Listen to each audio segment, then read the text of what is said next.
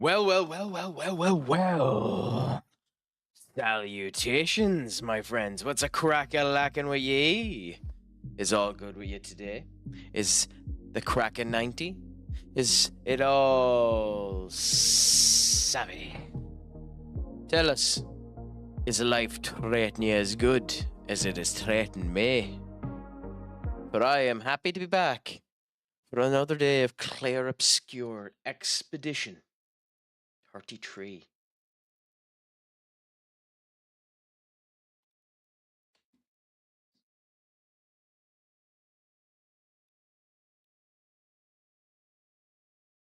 Well, it would be if something didn't just immediately break, because of course it did. Sorry, give me 1 second. If life was simple, it would be fun.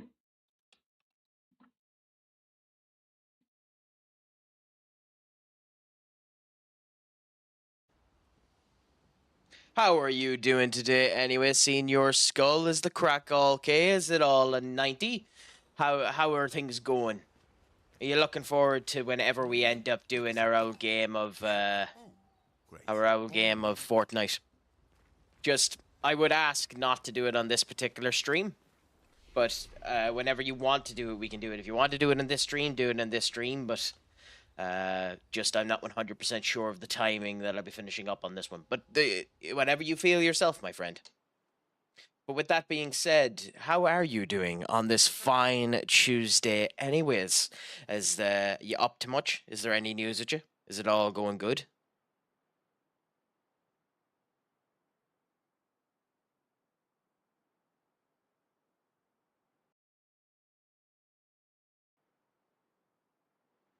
Because everything with me is sound and dandy.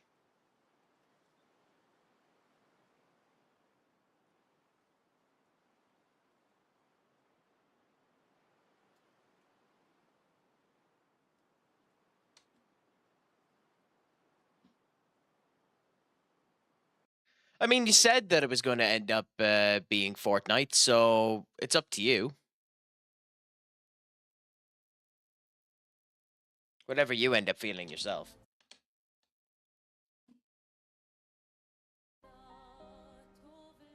Anyways, time to end up going in. We are finally at the actual area we're meant to go into, the Forgotten Battlefields. So we'll see how that ends up going. Should be fun now as we go in here and experience what all ends up happening now. It is the first area proper we have to go to after the end of the first act. Should be some fun now.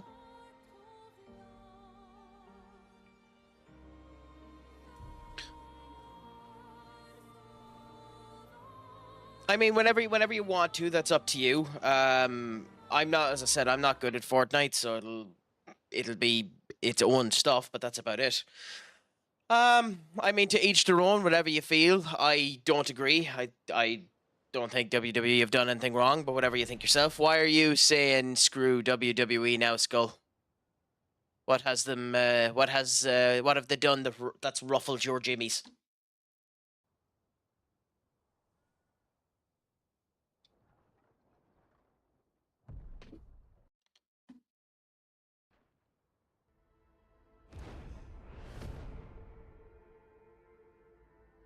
Be interesting to end up hearing now why you end up feeling that. But either way, just you'll get used to them. We're going to you heartless bastard. If we hurry, we can cross before nightfall. These are all former people that ended up coming from where they're from. So he's being particularly heartless, turn around saying you'll get used to it. Could we bury Gustav? I wish we could. But protocol is to keep moving. Gustav would understand. We can... I actually like that I have glasses on her too, because she might end up be hiding the fact that she's crying, so would make sense. Nice spot. Actually, there is a place. Past the quarry out of sight of the painters. A tranquil haven. Protected by magnificent trees. I think you'll approve.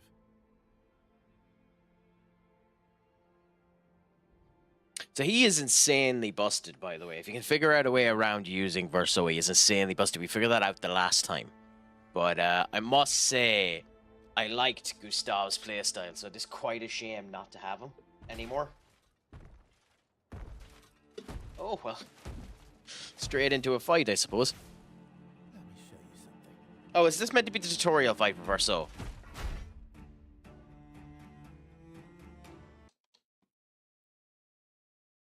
Oh, okay. Yeah. Oh no, this is the tutorial fight for Gradient.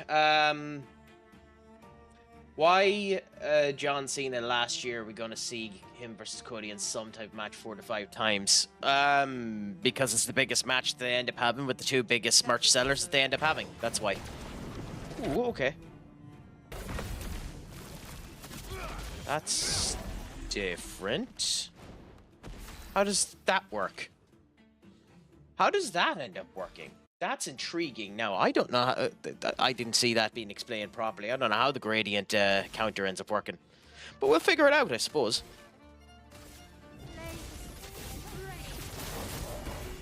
Yeah, that's what I was wondering. We might be a little bit overpowered. I want to skip all of this to see if I can figure out the gradient... No, never mind. I wanted to see if I can figure out the gradient counter again, but it doesn't really matter when it dies straight away. Any other tricks we should know? One thing at a time. Okay, so we are in the Forgotten Battlefield. Interesting little spot now. Like, shipwreck sites are always particularly beautiful when it comes down to these type of games. But, like, I will say, the way that the sun is coming down, the autumn leaves are flowing, and the whole lot does give it that extra feeling of dread after something horrible is after happening. So it is particularly beautiful to see this being the case now, that that after our friend Gustav is after leaving the mortal coil, that you know, we get to see this beautiful kind of sight of moving on and, you know, continuing, and the feelings that end up coming down to it, because there is underlining feelings that end up coming from these type of imagery. Like, it is dour, but it is light coming as you continue to move. So there is symbolism to what's happening there as well, which is, you know, beautiful, but clunky, in my personal opinion.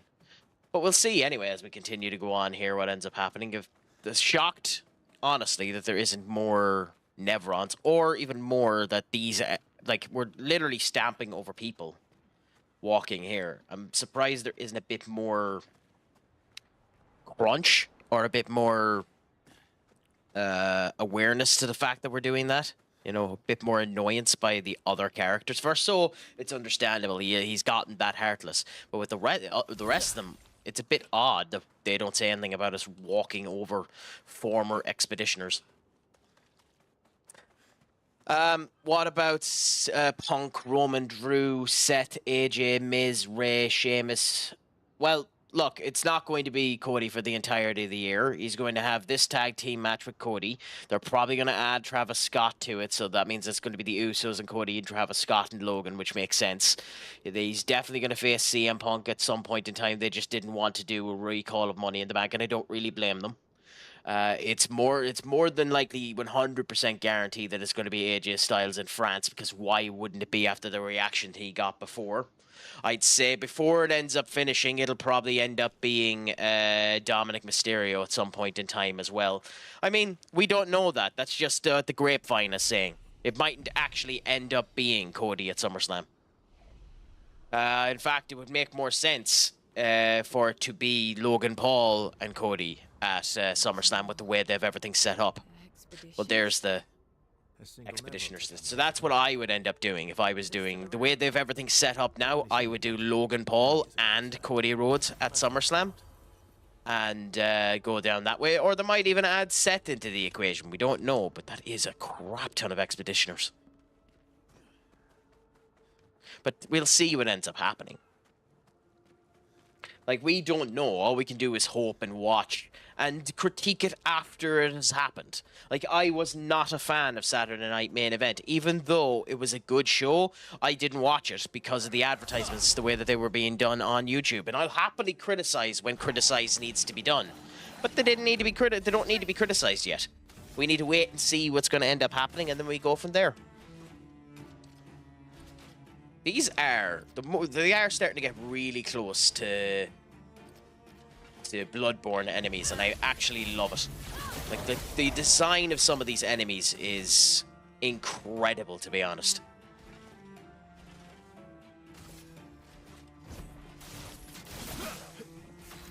Immediately up to B. Weak to nothing, which is surprising. Okay, impaling combo. Okay, I don't... Okay, so I still don't get how the gradient works, so we need to figure that out. Okay, relentless combo now. Okay. So I done the timing of that horrible. Is the... So the... I should have read that tutorial a wee bit better, because I genuinely don't know what the hell we're meant to do with it. Ready to strike.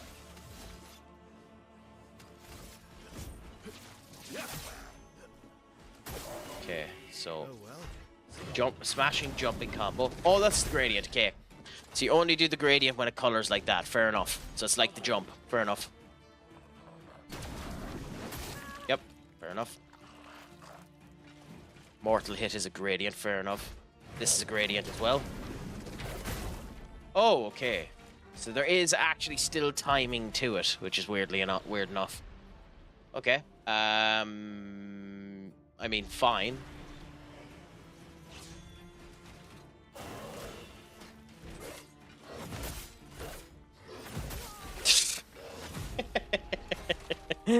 Oh, beautiful, beautiful, beautiful.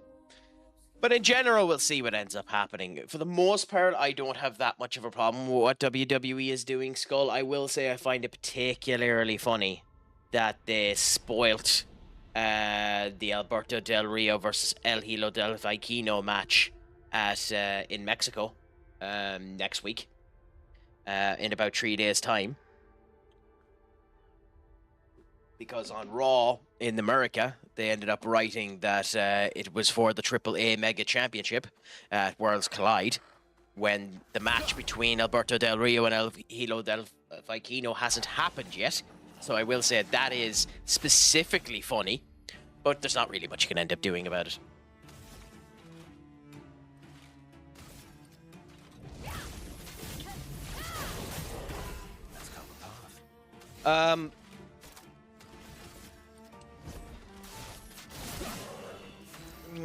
God, I'm after losing my words there, but yeah, it's funny too how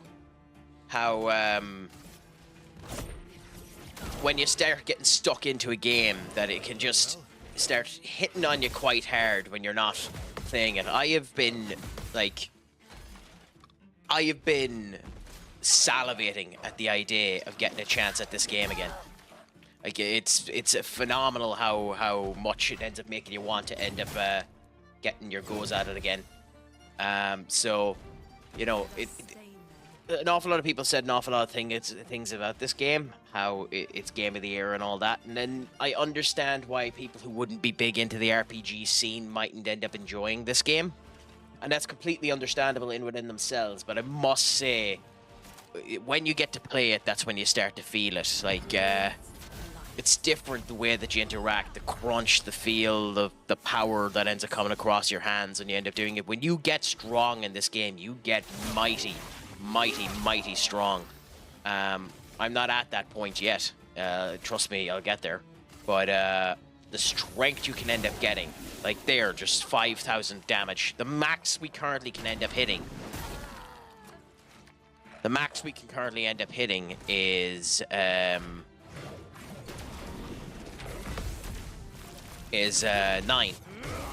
Ooh, 999, like that.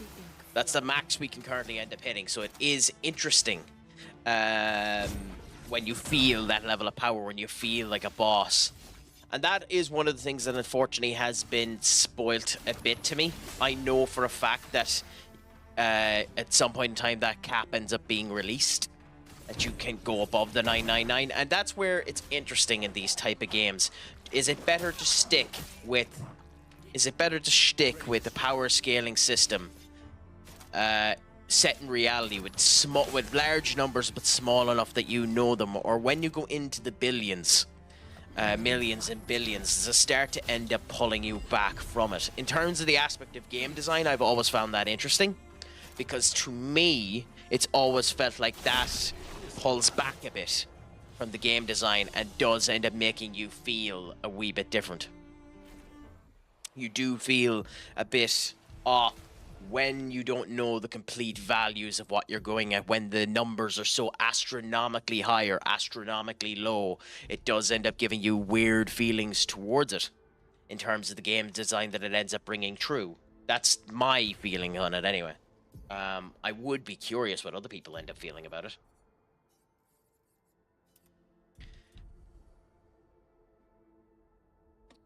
Also, give me 1 second. One last thing I forgot to do.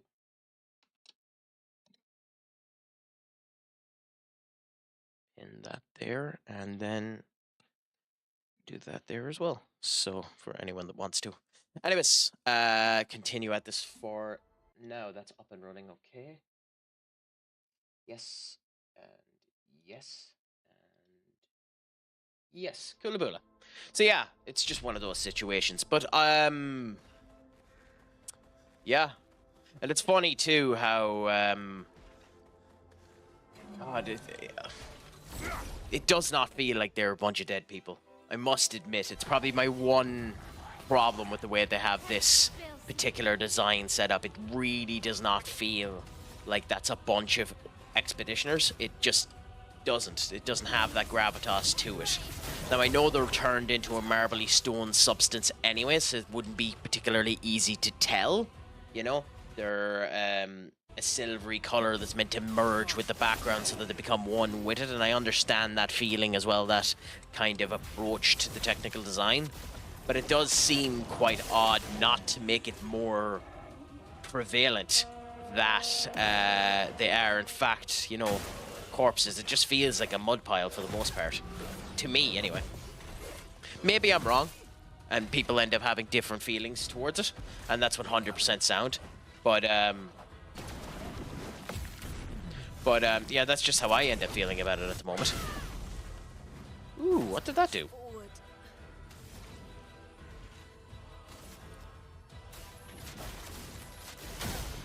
Interesting. That's the first time I've seen that image put on someone.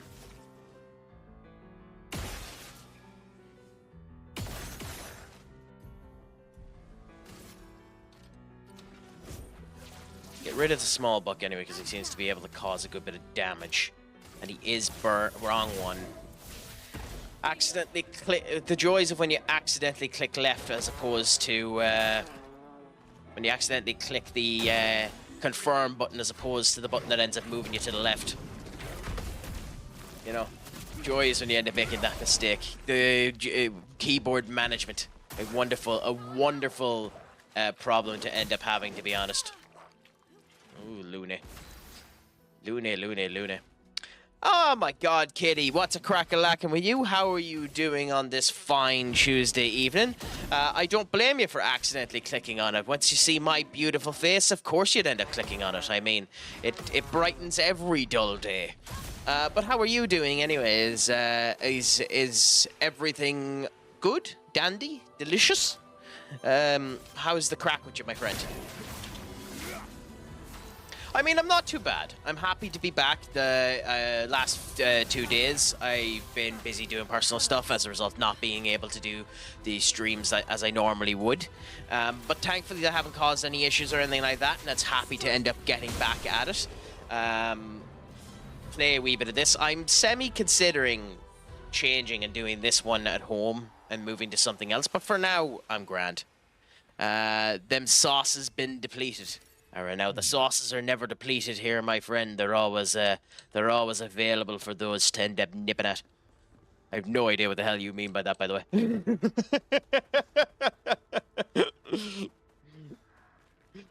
Trying to rectify a situation of my ignorance.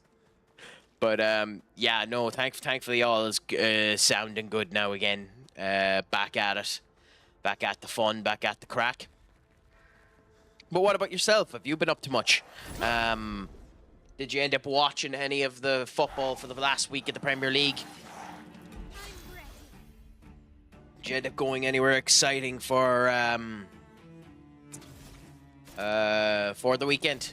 I think in America it was a bank holiday weekend, I believe, because that travesty of a movie, Lilo and Stitch, ended up coming out. So, you know, fair play to anyone that ended up making that the biggest opening of the holiday weekend that they've had. I mean, it's a showcase that Disney still have at least a little bit of pull for whatever it's worth. I don't recommend anyone go and see that movie, by the way. I really don't.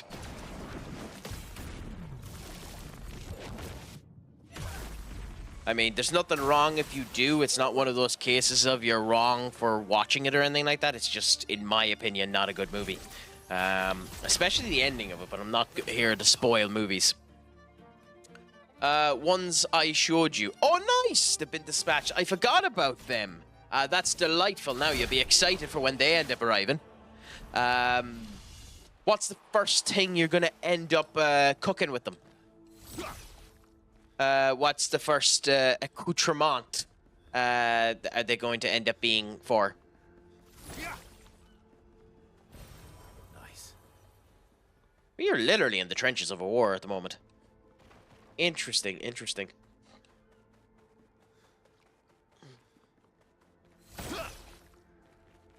Kind of a particularly gorgeous area, but quite... Like, this is the type of area where one or two sticking out of the walls would be interesting as well, of the expeditioners. That would add a bit to it now to make it feel a bit more like, you know, they've gone through war, as opposed to just slumping them in one particular location where they barely end up feeling like they're anyways involved, you know? We didn't end up getting the hit on this. That's annoying. But we should be grand. And yet we're still faster.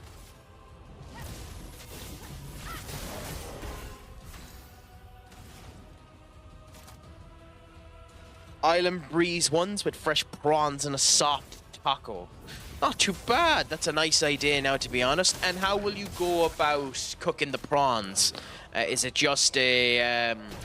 put them on a hob and let them kind of boil through themselves?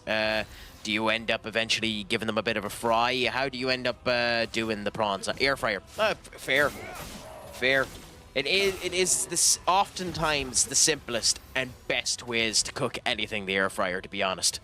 It's an astonishing piece of technology. Amazing to think that it took as long as it did for it to actually become into existence as well. My biggest problem with air fryers is the cleaning process of them. They're a pain in the arse to clean. I don't know if you find that now yourself when you end up using them, but in general they just are a colossal pain in the arse to clean. Where is the timing on that, by the way? But you don't. Okay, so this is where you end up getting the best conversations, ladies and gentlemen. What process do you end up going to cleaning your air fryer? Do you use a particular device for it? How do you end up doing it properly so that it isn't a pain in the arse?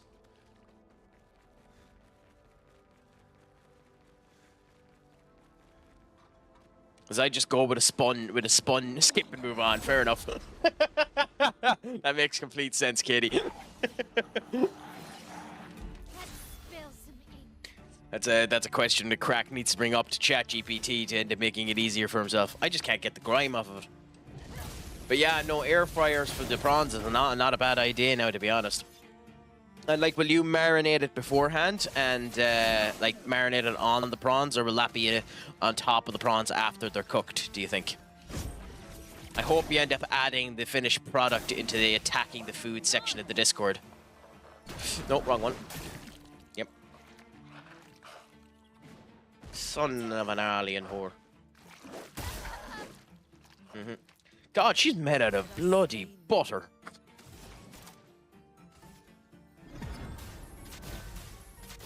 That's insane. I love Tappins of knocking her out at the moment. It's actually kind of funny. The damage that he ends up doing sometimes.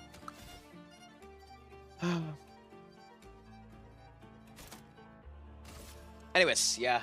I wouldn't actually be the biggest prawn person now myself either. Unfortunately, it isn't a particular fish that I'd have much interaction with, much to my chagrin. I have to start expanding my horizons a bit more when it comes down to foods like that.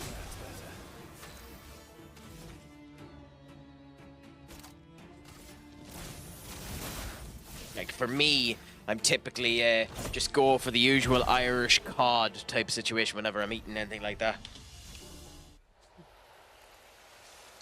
Bennick Hoggy, my good friend, what's a crack-a-lackin' with you? Is all on 90? How has work been treating you? Is my dulcet tones finishing the day off for you? Are you streaming tonight yourself? Are you going to end up going in and trying to get a round of golf? And many other questions that we end up going. It's been sound, to be honest. In work, enjoying the crack there as much as one can when you're in work. Sat down here now, just playing a wee bit more Expedition 33. Enjoying it so far.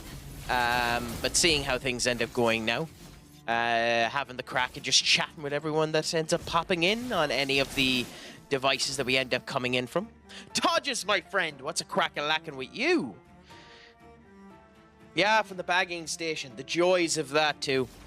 For those of you that didn't know, when I went over to the United game, I ended up bringing over a school bag with me. And the school bag was too big to be brought into the actual stadium itself.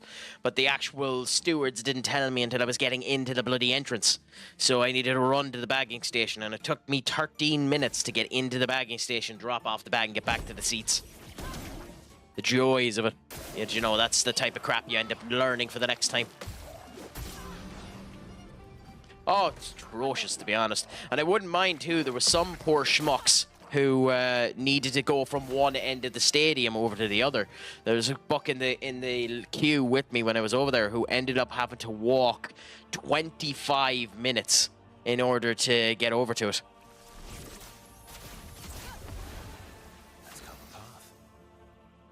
Yeah, well, I mean, if they'd done that for me, I would have been screwed because I literally had to carry around the bag. I wouldn't have been able to go to the game because I literally had to carry around the bag because I was flying home that evening. So, you know, I'd be screwed if that ended up happening to me. I mean, it doesn't help that we got beat. It doesn't help, too, that it was West Ham. You know, let Benny end up having his moments of salivation.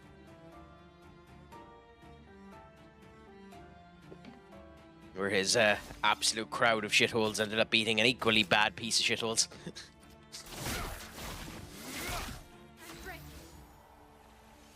But what can you really do? You try your best and go from there. You live with the pain and you just well it down inside, you know?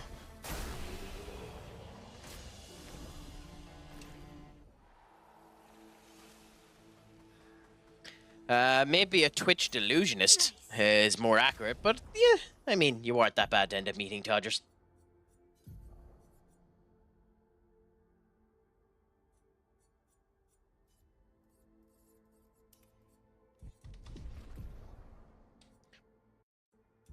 But what's the crack with you anyways? Is your Tuesday going well as well, Todders? Have you gotten up to much?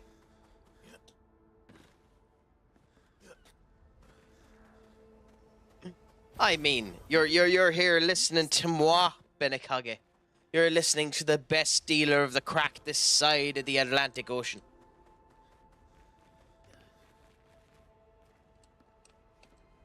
You came for some reason. I can't speak for your mental acuity or your sanity for coming into the stream, but you did come into it.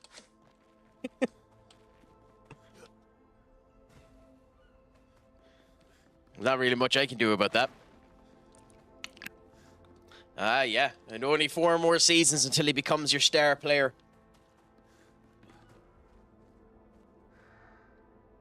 So we stop for advertisements in order to ensure that everyone ends up getting the same experience. So we'll just end up letting a little pause end up happening here, and then we'll continue on once the advertisements ends up being finished.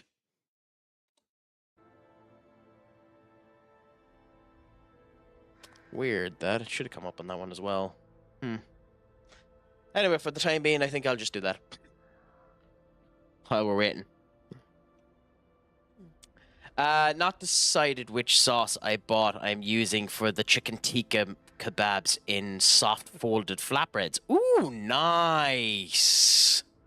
Will you end up cooking the flatbreads yourself, Katie, or will they be pre-bought flatbreads? Because that sounds awesome.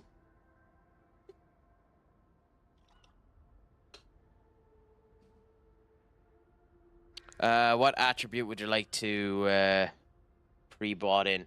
What attribute do you technically end up recommending, Benny?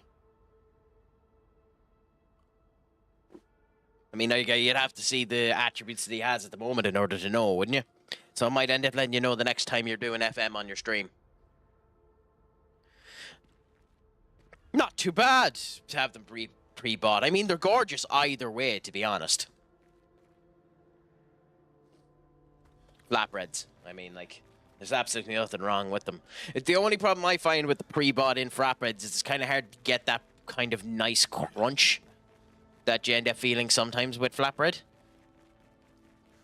Or maybe I've just been eating nothing but badly. One more thing! Badly,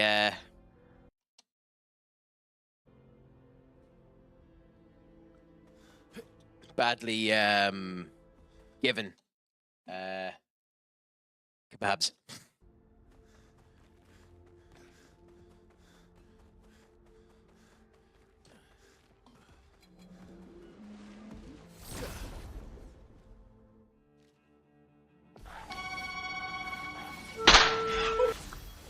Oh, I love that one.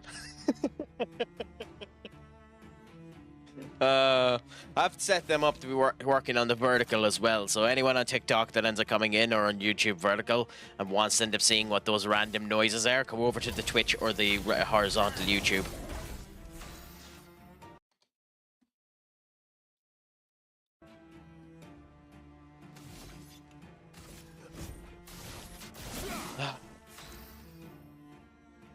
Well, thank you, Todd, just for letting me know. I'm after changing it now.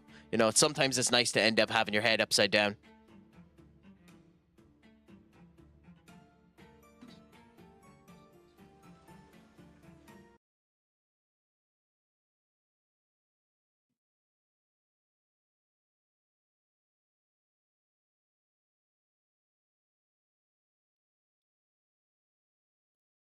Mama MIA, Papa Pia, baby got the diarrhea.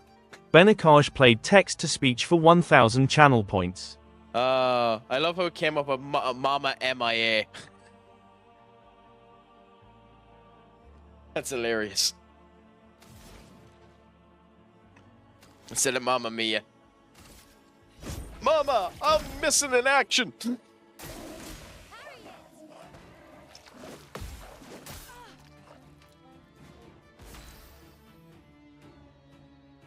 Hi, Noel. How are you, nothing like coming on to the YouTube anyways? I mean, it's nice to end up having it there. I mean, ultimately, that's probably the goal, get everyone over to the YouTube at some point in time. That's future cracks if I ever end up exploding. Because, you know, advertisement on Twitch has died a death in the last week. Like, I don't know who it was, but someone ended up showcasing that their stats went from 17k to 46. 46 euro went from 17,000 quid in a week to 46 euro off of Twitch Turbo, which is a sign that the advertisements are leaving, so the rats are leaving the sinking ship, which is astonishingly funny, to be honest. But yeah.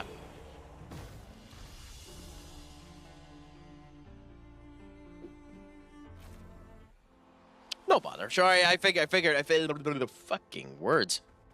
It is probably, but that's specifically Turbo, and like it's also one of the top streamers, you know. Yeah, there does seem to be a specific, you know, kind of. I know the Hasanabi situation's a bloody joke anyway, but like there does seem to be a particular attack on Twitch at the moment as well. Yeah.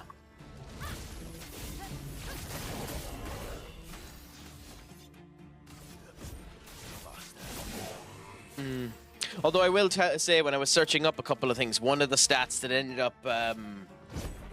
ended up shocking me quite a bit and is 100% accurate. Anyone who has averaged over 6 viewers in their stream If you have over 6 viewers in any of the stream that you end up doing in an average for a week, you're considered one of the top 5% of Twitch, which is astonishing to me. That I find that unbelievable that if you end up, that if you have account that at that level that you're in the top 5% on the entire platform. Aaron, now Katie, don't be mean to me. I always love to have you. Who else will be ruthlessly mean to me? I mean, yeah, I'm technically top 5.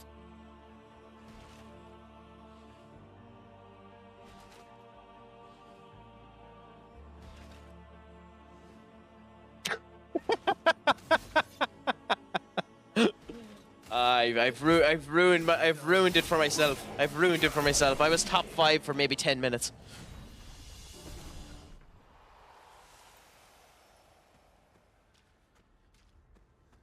Well, who ended up raiding you for that one?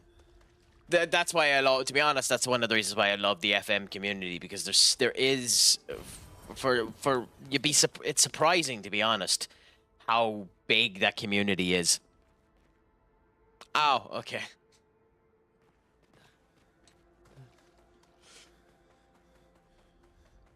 Oh yeah, yeah. When we ended up having the load of bots in there coming through, I do remember that. That looks like it's meant to come up and just start attacking you. Some weirdo, huh? Okay. Definitely wasn't yourself.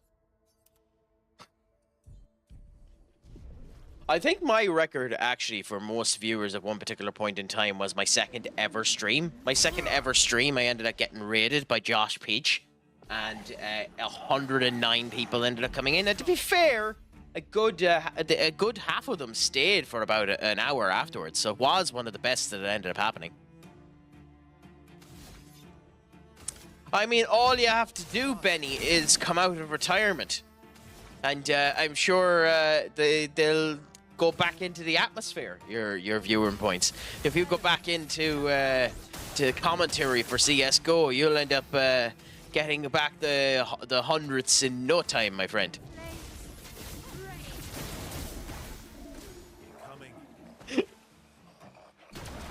Oops. I need to remember that mortal hit is this dodge. Seeing your duck, what's a crack-a-lackin' with you? How are you on this Tuesday? Is the crack at 90? Is it all going good? What are you up to now, my friend?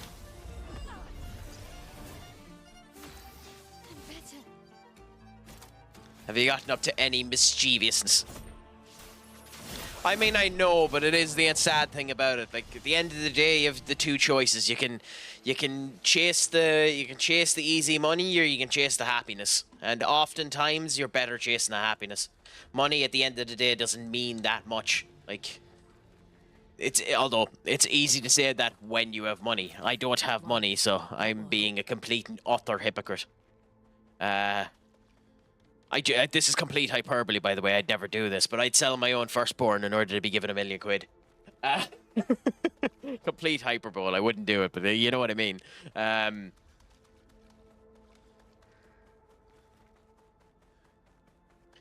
at that point in my life at the moment where I don't have enough to not deny the easy pickings. So if it was me and I was in your situation, Benny, I'd be letting them be as toxic as possible. I'd still be at it. But then again, as we all know, I'm a corporate chill anyway. It's the reason why I pick the big clubs in FM.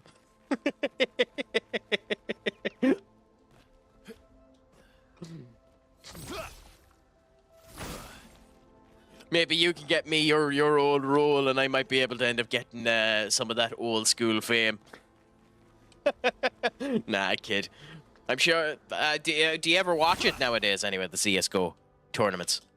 Or do you bother? Because I know you do. You still watch the Unreal. Oh, bloody words! I know you still watch the Unreal Engine, the Unreal Tournament. Sorry, Unreal Tournament 3. Or whatever the name of that bloody game is. I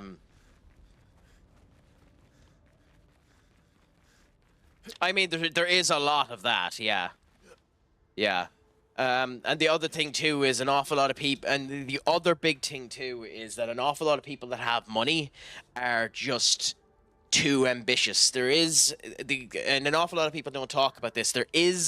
You do need to put a limit on ambition, because if you become too ambitious, you become overran by your ambition. Now, there's absolutely nothing wrong with that, but you do need to be careful that it doesn't take over every aspect of your life. I know someone who, for 18 years, ran a haulage business here in Ireland. Got to the point where he was all over the 32 counties and it expanded out into Europe. He had one point in time had 53 different haulage trucks on the road and was making, God, millions a month. He had gotten to that point in time. But he was spending so much time away from his family that ultimately they ended up leaving him, and then just, everything ended up going down the kibosh. So you do need to be careful on how you go about it, what you end up doing with it, and the whole lot. Life is about balancing. You need to figure out your balances. Like taxes, ironically.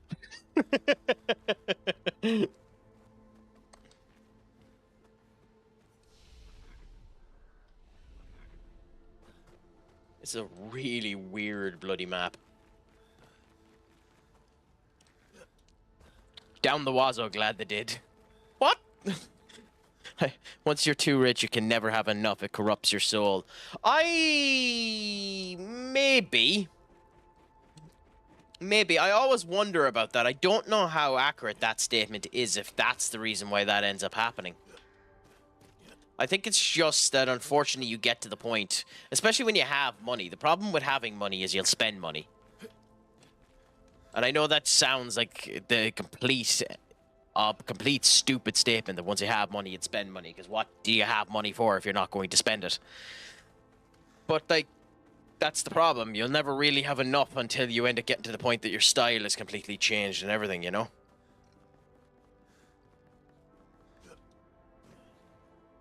What have I missed, by the way? Or have I missed anything?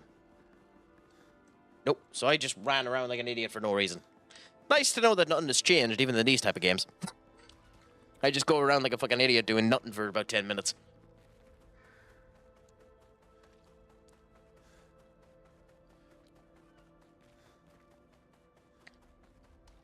I will say, Verso's running animation isn't near as good as Gustav's was. But to be fair, Gustav had the assets. And I don't feel... and I know it's an okay replacement, but I don't feel comfortable. I don't feel comfortable using these. Because, I mean, they're nice, but I think they know what they were doing.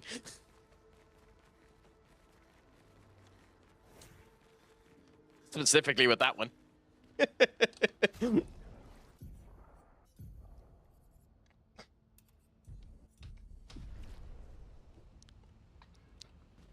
I dared and done is stupid. Ooh, interessante. What was this so-called stupido? I mean, Gustav's just had I won't lie.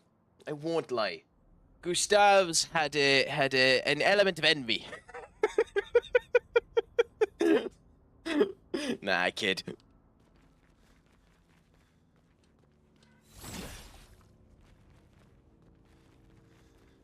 The other reason why I'm unhappy that Gustav is gone is because Charlie...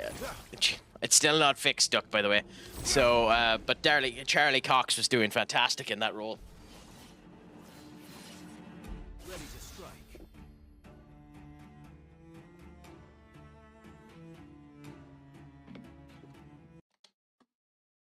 Sorry, bear with me 1 second.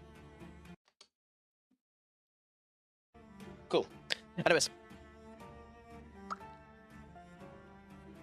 That's been there for a bit, the socials one. It's just a complete mess of a command because it doesn't end up formatting it right.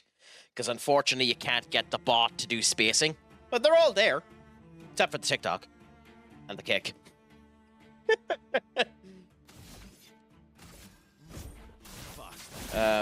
Yeah, the one I had pinned was manual. So, you know. It's still not great, but it's something.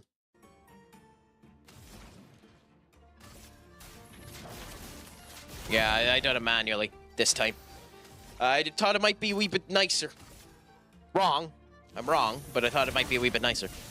I was just too lazy to end up pinning the regular one, so tricky shot. We faced this thing as a boss earlier on, so the fact that I can't get the timing down on it is incredibly annoying. Also, there's a question for you, for any of you that are into RPGs. How do you feel about an enemy that you ended up facing earlier on as a boss coming back as a regular character later on in the game, as a regular mob? I actually don't mind it too much if it's done with like, it's just thrown here, and to be honest, they're not the same character. They're just a lesser version of them, so it makes sense. But I do like when it's given a bit more of a grandiose feel, that the boss is after coming back down to this level, you know? So I do prefer when it's done that way. But what do you end up feeling about it, if you end up playing these type of games at all?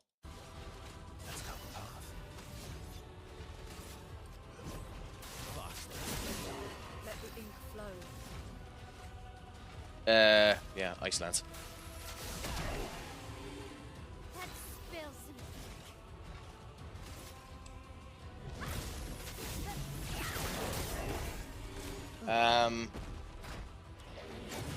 Oh, damn it, the timing was horrible. DBZ types of redemptions. I mean, yeah, kinda. Kinda, where no, then, in this particular case, I meant it as further enemies, not like Vegeta coming back and being part of the team. That happens as well sometimes, too, where,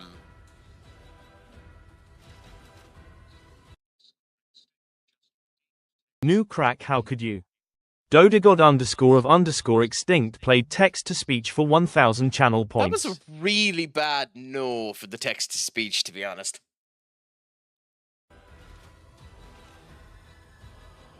But, how have you been conned? Explain to me. What have you been conned by? And how can I laugh at your pain?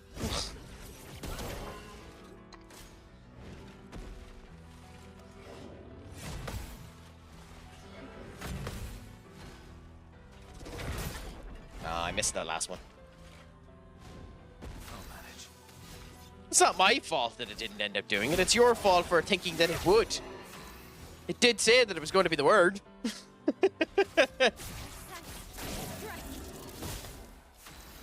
I mean, it was 100% accurate. It gave you exactly what you wrote.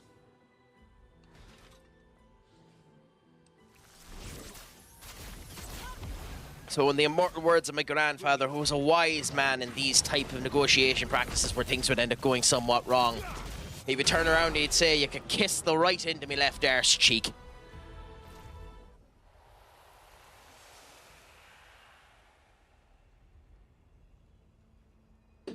As I finish my my cup, by the way, at 9 o'clock at night, my flask of cinnamon roasted coffee. Cinnamon roasted, would you believe? Would you believe cinnamon roasted? The shit they can do nowadays. You can end up having a nice cup of joe, roasted with a bit of cinnamon.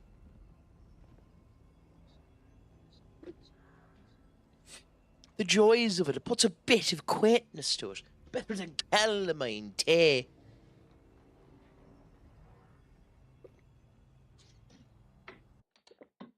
I mean, is the FFS? By the way, I'm trying to be more. I'm failing, as has been apparent because you've been in the stream for 53 minutes, and I've already failed multiple times. But I'm trying to be more cognizant of the fact that I have a potty mouth and not do it near as bad. Both to make the likes of Up whenever he's in happy, and to make the stream more.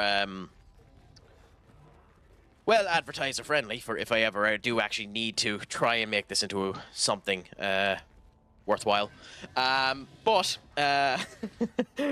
the FFS about now, Duck? Explain it to me. What's the for fuck's sake for?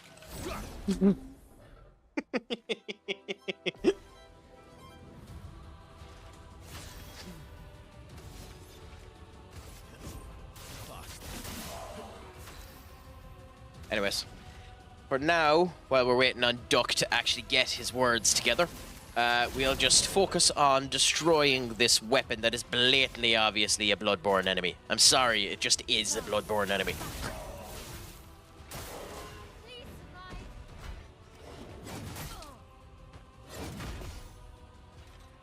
That timing is a bit odd. The first one is very fast, but good at the same point in time. Anyways, yeah, in this case, we'll just hit with the base move, which will do that. You are now here. This will do an astronomical amount of damage, by the way. Yeah. Insane. Like, I don't get Verso. I kind of do, but I also don't. Verso is busted if you can get him in the right situation. I think he unlocks more stuff. Well, I know he unlocks more stuff later on because you can see it on his thing. But like, it's just one of those cases of his skill set is busted as it is. But like, he is definitely one of the stronger ones there. But I'll honestly say, and it's a benefit to the game, I don't think any of these characters are weak.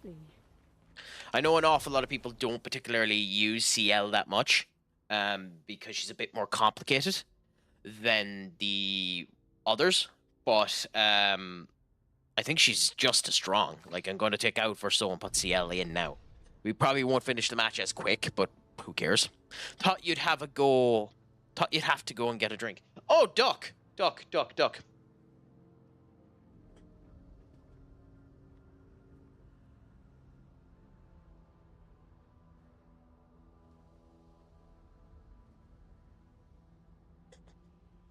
You never, ever leave yourself perched. For a man with a voice of this beauty, for a man with a voice of this integrity, you can never leave yourself without some beautiful ishka, without some sustenance. Never.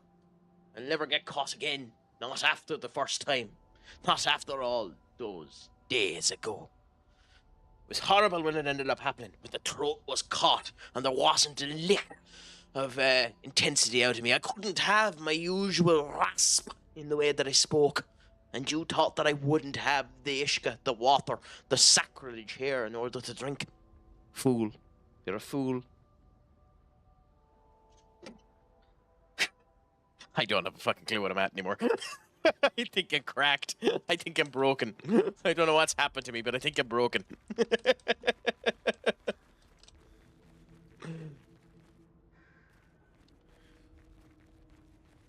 I don't know what has happened to me completely. I genuinely think I've gone off the rocker. I think if I was to do a psychiatric test now, I'd probably fail. I genuinely think I've just broken.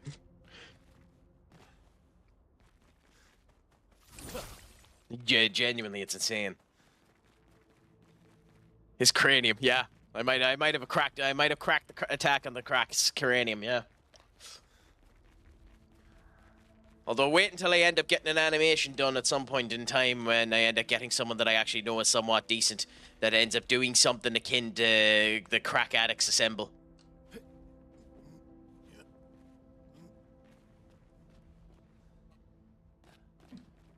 What the hell?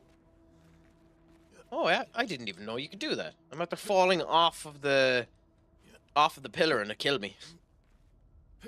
That's the first time that's happened. You can actually fall off of it into your death. I don't think that's happened to me before.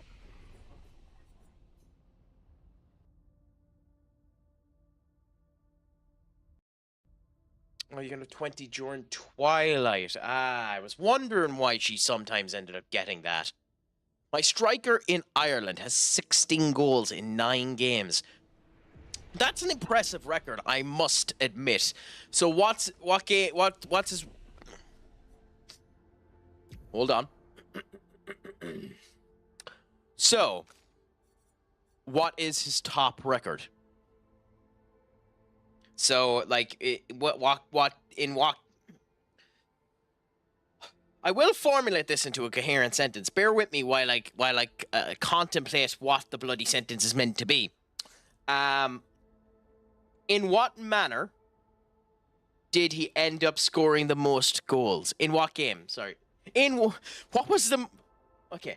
Why am I being such a twit on this one? What is the most amount of goals he scored in one individual game? That should not have been that difficult to say.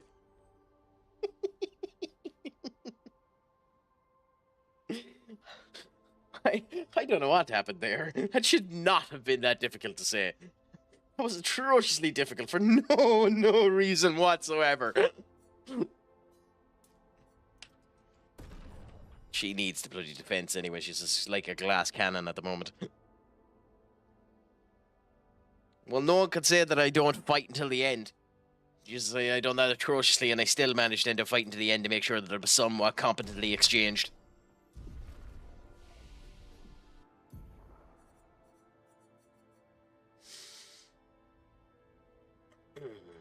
So she has that increased fire damage to all enemies every turn until Lune receives damage. That's basically fire spin from Pokemon, which is interesting. But I am not good enough at this game in order to avoid her taking damage, and I know what I actually want to get. I want to get Elemental Genesis. So I think we wait and we get that. I don't know when we unlock them, by the way, but whenever we do, I'm sure they're going to be powerful. As for you... Nothing. As for you, Mael, what entire nations do we give you?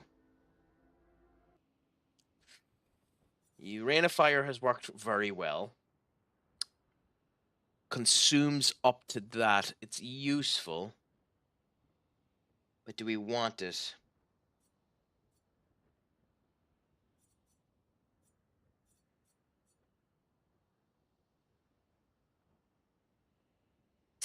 I mean, probably. No, we're going to wait because she probably unlocks something soon enough too, so. HSD 2 separate hat-tricks 2. I'm guessing that was meant to be had 2 separate hat-tricks 2. Got him for 3.6 million from United. Why does it not shock me in the slightest that you managed to sign him from United? Like United would end up letting go of an actual star. Oh, I mean, he is a star for Shamrock Rovers. He probably wouldn't be a star for United based on those stats. Well, he might be. And do you typically play him as an advanced forward in your particular game, Duck, or how do you end up going about it? Why isn't that working, by the way? Sorry, give me 1 second. It didn't save.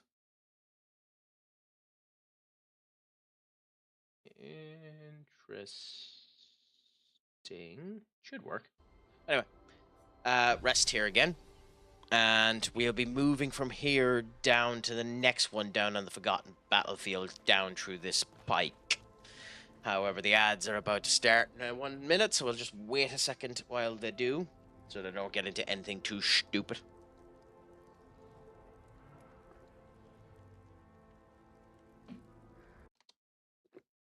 It has a gorgeous soundtrack, this game, to be honest. It's astonishing, the soundtrack. It really is something I think everyone should consider putting onto their list of Spotify soundtracks, because it is genuinely fantastic.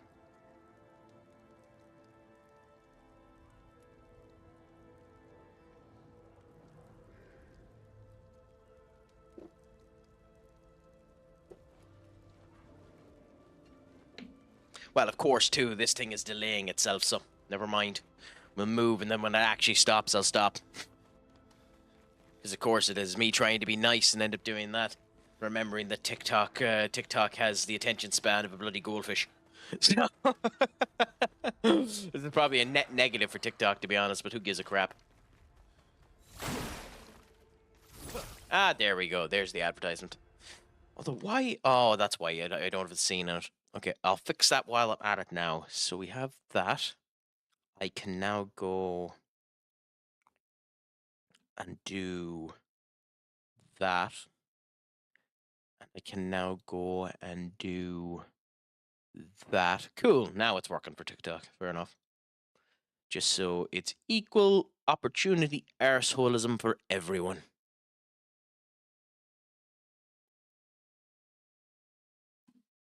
because, you know, I might as well be a fair dick.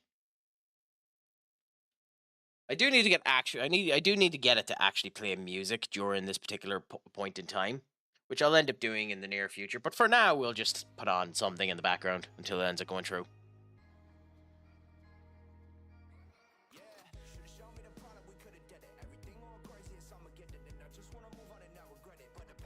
I picked the first random thing that ended up coming up. Don't judge me too hard for what's playing.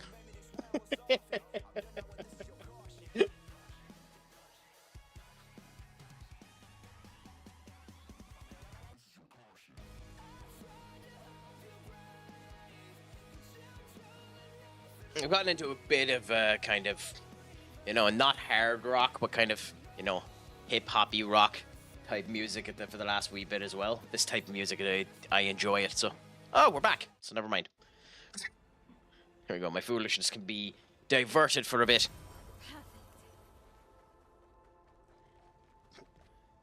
Anyways, again, I would like if it made a bigger deal about the fact that all of these are former expeditionists. I would also like to note there's thousands of people on this. And they stated that the expeditions have only been going for about 60 years.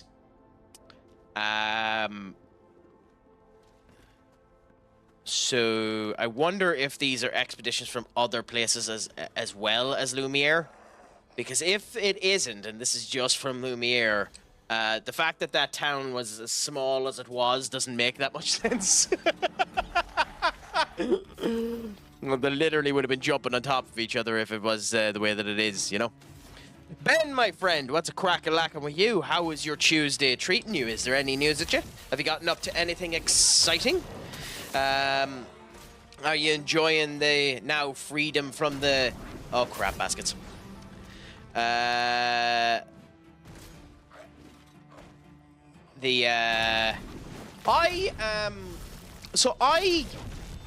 don't... Okay, so my opinion on the... I'll answer in a second.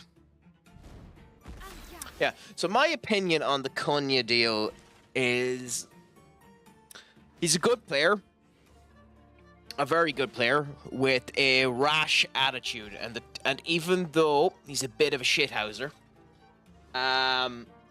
it's the type of attitude I want a player to end up having. The willingness to fight, the willingness to go on. And I already like that he is of the opinion that he wants to elevate things with Amarin as well. I don't like that some people are going to use the nationality thing, because I think Cunha is part Portuguese as well. So people are going to use that in part of it as well. He's going to be used as a 10, which is beautiful. If we're getting rid of Garnacho, he's going to be needed. It really depends on what we end up doing with him. If the rumor is true, and we're going in for Mbumbo, or however you pronounce him, from Brentford, and we're going in for Liam Delap, and the entirety of the front line is changing, fine. I think if we're doing that, though, we probably need another centre-back if we're going to put Ahmad as the right winger. Because my fear with putting Ahmad on the right wing would be the Trent problem, where he's fantastic going up front, but doesn't have the defensive capabilities to end up doing it properly. I never considered that, considering he hasn't really needed to defend. But we'll see. We'll see. I mean, yeah, and that's the type of mentality you want. And the thing is, like, it's not going to happen, and this is not where we put. This is not where you realistically put your goal. Okay, so like obviously you have your goal, but then you have what your dream. It is technically possible for United to come back next season and win the league. That's not what you want to happen. It's not what you think is going to happen, because it's really unlikely to happen. But you need to have the mentality that every season you go and play, you're going to win the league, because you could do a Leicester. We're not going to win the league, but you know what I mean. You need to have the mentality that you're going to win the league. Otherwise, why are you there? And that's the case for every team, never mind United. That should be the case for anyone coming from Ipswich as well. Your mentality can't be, oh, I'm going to stay up in the Premier League. Your mentality is, we have to fight to win the league. Even though you know you're not going to, you know? if you know what I mean by that. So I really like his personality. So I think he'll be very good for us. It'll be interesting to see. Supposedly we have 3 days before Bruno needs to make his decision. So we'll see. I hope we do a lot more business if the Bruno deal goes ahead. Adrenaline in my soul, something, Cody Rhodes. By the way, who started that? Was that a Santi Zap thing? Because I know Santi Zap done it a lot on TikTok and Instagram. Or is that something that the audience just started doing because they didn't know his team song? Kunya only gets sent off every other week, so that's something. Yeah, but... And that's a problem in of itself. That's a showcase of how bad... So an awful lot of Kunya's send-offs have been light. But you need to know that that's going to be a thing. But I actually don't have a problem with that level of aggression. So long as you rein it in a bit, you know? I don't mind him getting a yellow card every single week. So if you can kind of contain the Reds. And he hasn't been as bad towards the end of the season as he was at the start. So we'll see. It's between 3 to 5 streamers at the moment, depending on what happens between then and now. Oh, sorry, let me see. At the end of August, depending on if you are the last man standing on the Been Good to Ducky streamers wheel, you could get some bits. Oh, well, Duck, as I've stated before, I'll never say no, but I'm not going to end up stating that you have to or anything like that. I will thank you so much for it, and will appreciate it beyond the world if that's how you end up doing it. But I mean it when I say this. You don't have to. You know. But whatever you feel yourself, my friend. I don't want to stop you either, because you know that's you don't want to bite your own foot off. But you don't have to feel like you have to.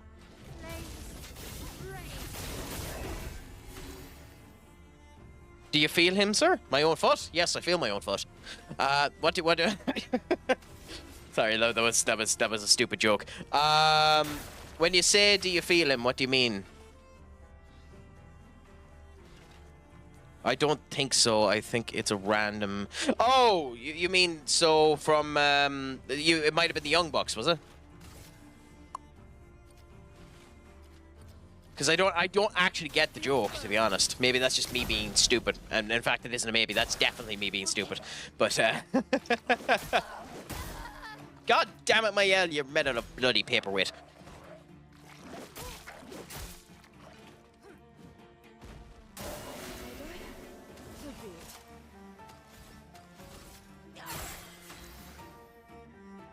I suppose do that. Yeah. I just want to dodge this. Can I dodge instead? No, okay. So you have to do the gradient dodge, which is a counterattack, and I didn't want to counterattack because I wanted to bring Lune back to life. That's interesting to know, and actually incredibly annoying because it adds an extra element in that's going to be a pain in the arse in bosses, but we'll see. Have not including favorite streamer, as he's had 50+ subs off me in total. Hey, whatever you feel yourself. I mean, like, continue to support your favorite one. Otherwise, at some point, he might end up stopping. Duck, just do whatever you feel comfortable with yourself. You know, whatever you think yourself. I'm not gonna say no anyway, but but I'm glad that I'm in the running for it anyway. I'm glad you consider me a sound streamer. I noticed that I'm not in the running at all to become your favorite streamer, and that hurts. That hurts a little bit. I thought we've built a better rapport than that, Duck, but I understand. When he tagged with Jay and said, okay, that's what it was. That drunken press conference between himself, Cody Rhodes and Jay is still a sight to behold. A beautiful, beautiful amalgamation of horseshit.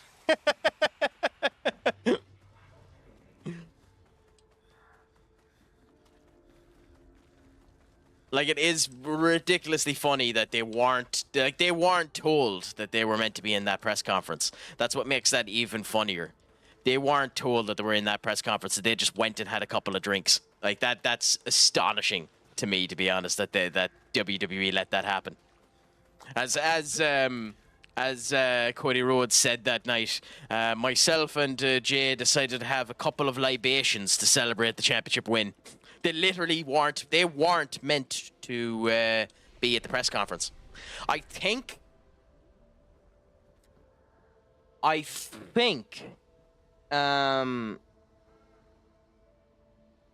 There was an injury on the show, and I can't remember who.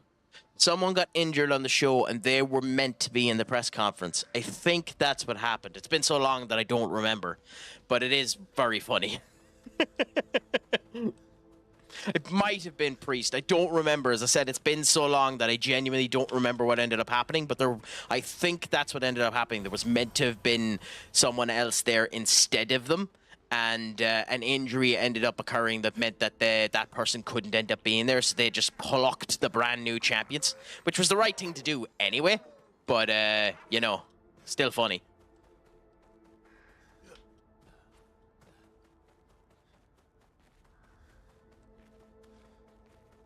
Where is this? So that's coming down this way, which means I need to find where it's meant to go. Your top 2 of 5, if I were to choose outright. Well, thank you so much. What can I do to improve, Duck? What can I do to jump, to leap frog over the individual in front of you and go from top 2 to number 1 of the 5? Let's hope someone drove Jay home that night. I know both of the brothers have... Oh, shut up, you. I know both of the brothers have DEI. I know that both of the brothers have DEI issues, but I think it's Jimmy that has more of them than Jay. Or is it Jay that has had the major DEI issues? I always forget. To me, it doesn't really matter. Like, I do have a distinct problem with drunk driving, but like when it comes down to them, like, he apologized and seems to have been acting grand since. It's down to the wheel. Gee, that you chicken. You chicken duck. That's not a proper answer to my question. You absolute chicken. God damn it, Luna. Why did the timing delay itself there? Get up. Oh my god, what am I at?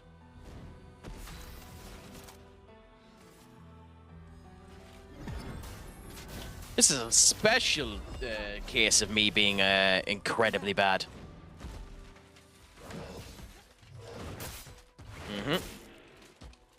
Yep. I mean, yeah, I genuinely don't like Jeff Hardy for that as well. But again, there's nothing wrong with each of your individual choices. Like, RVD has been in many a situation like that. He's just not as, you know, dangerous about it. Yeah, the Jeff Hardy problem I have is the fact that I'll never. There's many things I can end up equating, and I can separate the actions of someone from the rest of their career. So I will always love Jeff Hardy as a wrestler, but also as a wrestler, if I was in the wrestling industry, I wouldn't have much time for him since the Victory Road situation in 2011, where he was absolutely off of his rocker and Sting needed to forcefully hold him down. That, you know, I would have lost respect for him as a wrestler as a result of that. Still an incredible talent, but I would have lost respect for him as a wrestler for that. I'd say more than half the list are United fans. Hey, that's a showcase of good talent.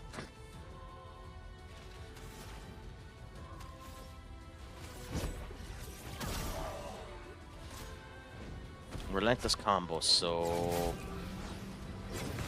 God, oh, for Christ's sake, Luna. Well, I say Luna, but like, this is genuinely me, but it's just being crap.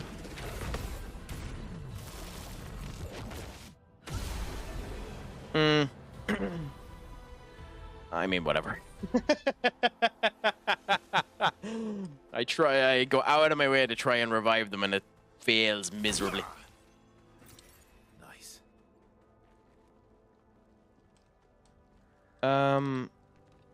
Okay, so.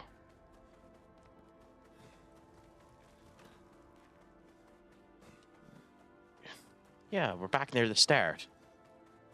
Oh, so that is a jump down. You can't go back up there. Okay, that's weird. That's really weird.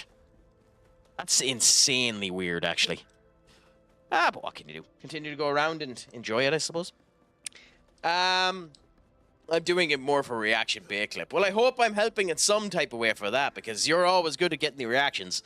To be honest, good few of your clips have actually done phenomenally well on TikTok, so feel proud of that one, Duck. Although you're not going to get much rage out of me for that, because I completely understand it. I genuinely don't expect to be anyone's favorite streamer. I'll do all of the effort I can and ask for the improvement stakes and all that, but I couldn't give a crap if I'm your favorite streamer or not. Being brutally honest. You know, it's one of those situations. I just, if you come here, I'm glad that you come here. I'll happily end up having the conversation and discussion with you and continue to improve, and hopefully you continue to enjoy it. That's the most that anyone I can do and you can do. Anyway, Jared Bowen not being in the English squad is a disgrace, by the way. I do agree, to be honest.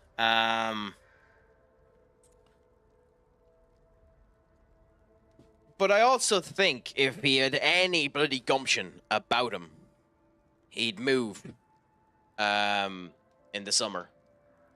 Because I'm sure there's going to be someone looking for him. There's plenty of people looking for those type of forward positions. But what can you really do? I feel sorry for those type of situations. It's the same thing with the defender, Chamori. Like, Chamori, for years, should have been in the defence for England, and bloody wasn't.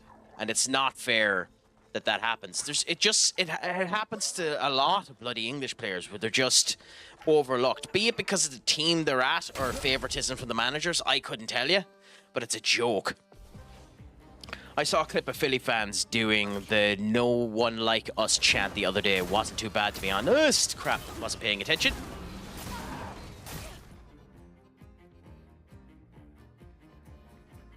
A storm is coming.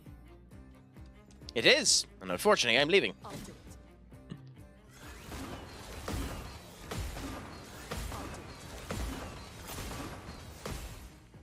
I'm ready. Really, unless you hit all of them. Let's push forward. I mean, I'm not a fan. I said it in Benny's chat when he was there. I don't like Potter. Yeah. That doesn't surprise me, to be honest. There's no United, other than Harry Maguire, maybe. There's no United player that deserves to be in the squad, to be honest. Except for maybe Maguire. There's nobody who deserves to be in it. From City, who would you pick? Grealish hasn't been good enough this season. Philip Foden has disappeared. I mean, yeah, Rico Lewis, I suppose, is a shout. But do you pick Rico Lewis over Trent? Well, I suppose you can put him on the bench. Oh, is it Rico O'Reilly? Oh, okay. Because Rico Lewis is English as well, right? Or am I getting completely bloody deluded on on the players I know?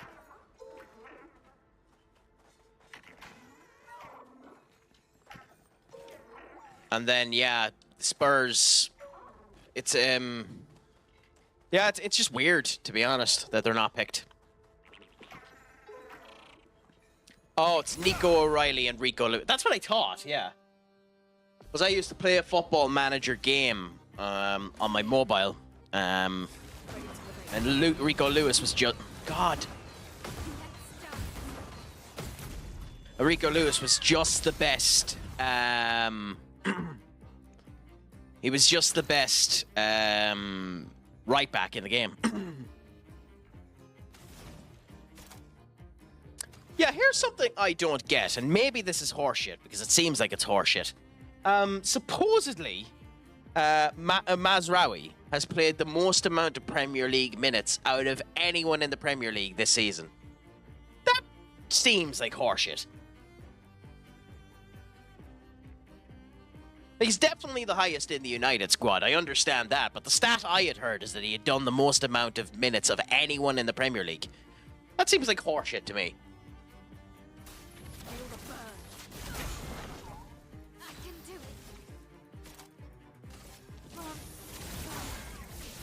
It seems odd to me. Yep. Yep. Yep.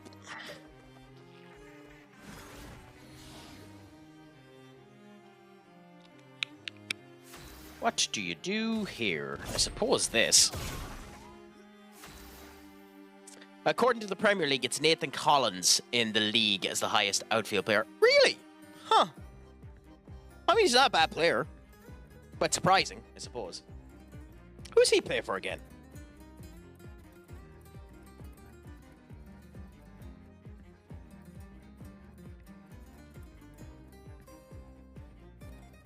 Brentford, that's what I thought, yeah. Yeah, but goalkeepers are an entirely different kettle of fish. I'm surprised they'd even be in the bloody equation, because it's very, very rare for a goalkeeper to be swapped out, isn't it?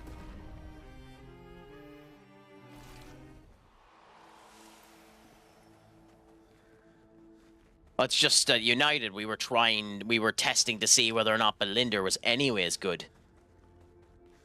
That'll be a showcase of how much gumption we have, by the way, if we sell both of them. Like, you're not gonna, like, we spent 15 million on Belinder, what, 2 seasons ago? Or was it 1 season ago? We're not gonna get that back, so it'll be interesting to see what happens there. Well, in our case, definitely not. Onana has been benched 4 times? I think there was 4 games where Onana wasn't playing. I think it was 4.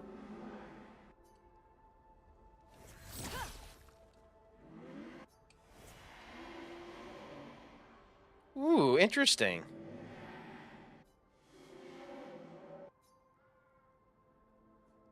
Willing to talk to Mael, but not the other ones. That's the first time it's done that, by the way, where it's forced me to swap to the person and not just brought up the person.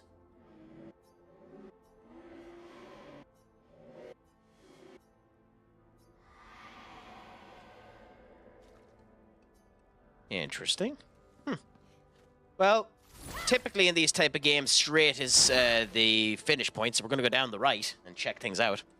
I wonder who would be rated the... Like, I know Onana, in terms of stats, is statistically top 5 in the Premier League, astonishingly. Which is the reason why I don't abide 100% off of stats. You do need to be paying attention. My bag's getting weighed down from all my kills. Maybe I need to pick smaller trophies. Wow. What a brag. What a brag. Some of those armored nevs. So I've got to get at least 8 in this next batch if I'm going to beat her. I love when people brag like that. Double up my weapon pictos. Might not be stable, but the bang's going to be worth it. I love that. I love this voice acting. Out of our reach, but her minions aren't. And if I die, I'm gonna make sure I die big. Like Xavier says. What is with... is not our game. God, if Xavier... By the way, I'll talk about that match in a second. Up.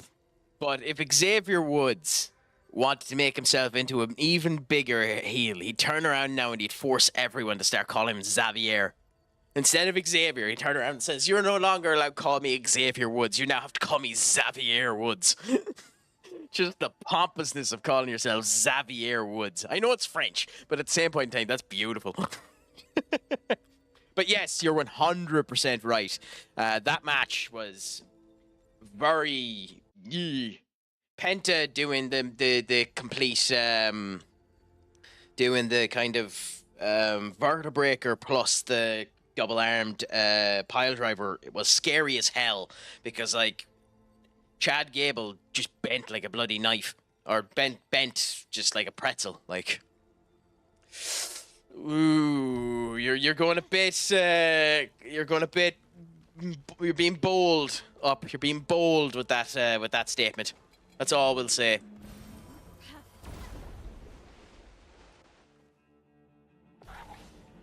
I like Soraya, but like, crikey. You have to feel sorry for her in that moment that crap was sent out.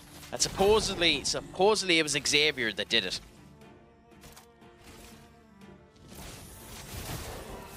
My biggest problem with her returning is the same problem I have with AJ Lee returning. Both of them were good for the time that they were there. But neither of the two of them are good wrestlers. AJ Lee is not a good wrestler. She's not good at the wrestling. She's not bad. She's better than Soraya. And ironically, for a woman coming as a third-generation wrestler coming from the family, Soraya is not a good wrestler. But there's so many bad women in WWE that I fear Soraya will be the veteran amongst them, and I don't think she's good enough as a veteran. Based on what I have seen of her in AEW, she hasn't improved enough to be that. I think she needs someone to cart her around the wheel. She can be brought to a good match. I don't think she can do a good match, and that's my worry with her. AJ Lee is able to get a good match, but she needs a partner. She's not going to be the tango that raises the bar. Is AJ Lee returning? Who the hell knows? Every bloody time CM Punk is asked about it, he turns around and he says it's up to her. She'd make a crap ton of money if she did it, but she also has a production company where she's making a crap ton of money, so she has literally no reason to come back. But that means diddly squat in the world of wrestling, so who knows? She might come back at some point in time.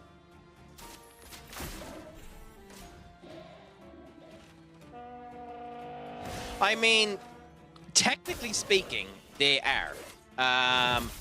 Technically speaking, they are counter-programming AEW, but I genuinely don't think they care at the same point in time as well.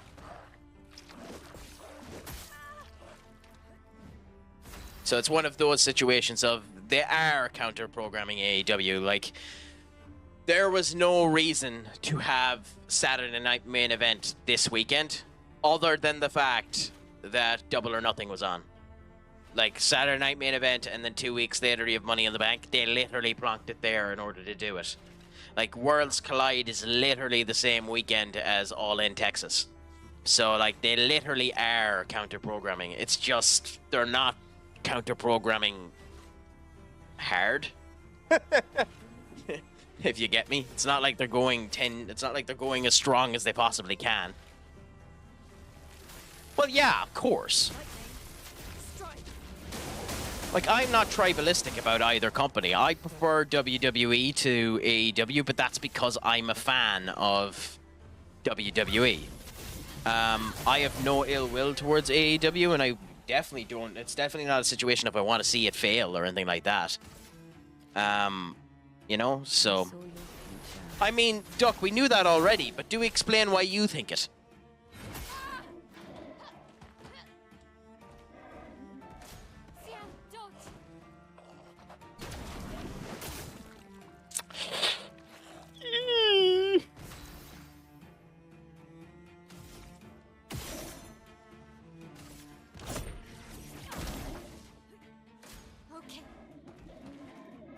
Down. Nope. Okay. Dead. Yep.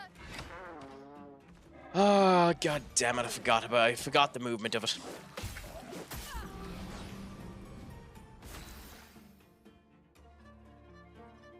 Advertisement time, ladies and gentlemen. You do need to expand. You know when I said what made you think you were a dumbass, and you say you had a serious brain fart, that doesn't exactly narrow it down as to what you think it is. I mean, I've been having brain farts all stream, and I'm not a dumbass. At least I don't think I am. Am I a dumbass, chat? Don't tell me I'm a dumbass. Have I been a dumbass all this time and lying to myself?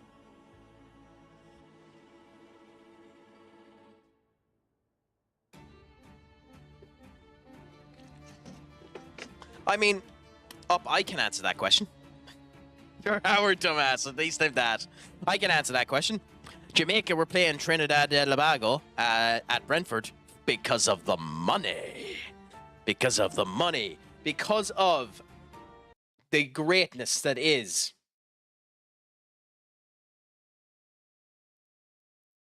This is the problem. This is the problem with having too many blurps.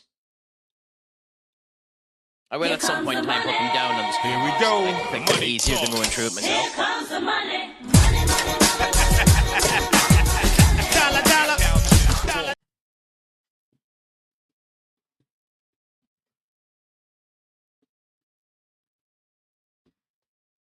And now on YouTube, I have been demonetized. But yeah.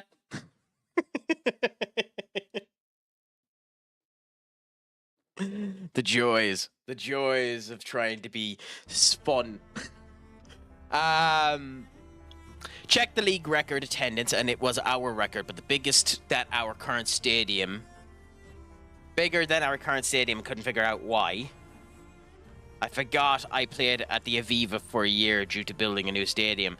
Oh, and your stadium is smaller than the Aviva as a result of that. How much of a difference is your stadium? I mean, yeah. I'm very curious if we're actually going to bother going in for him. I'm even more curious as to whether or not we should. I mean, Mbumbo is what? He's 20-something, isn't he? He's in his late 20s, isn't he?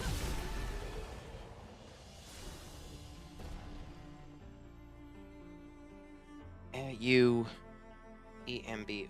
He is... Oh no, he's born in 1999.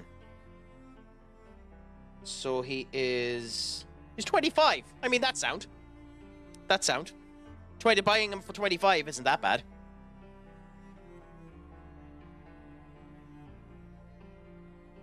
I mean, I don't think we're going to, mind you. That's just stating that if we were going to buy him, I don't actually think that's bad, considering he's that age. I thought he was a lot older than that.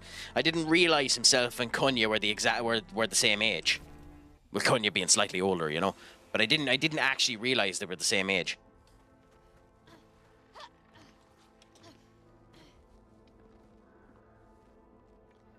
Around 7,000 less than the record. And can it expand bigger than the Aviva? I've had to move to St. James Park for a season in my South Shield save. Not fun. That's interesting. And with you moving to St. James Park, oh shit. Let's push forward.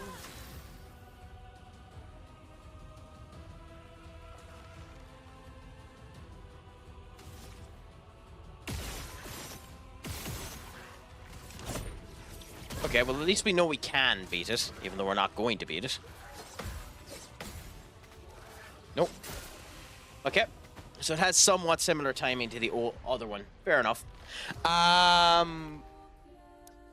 So St. James Park is obviously Newcastle's park. It is Newcastle, isn't it? St. James is Newcastle.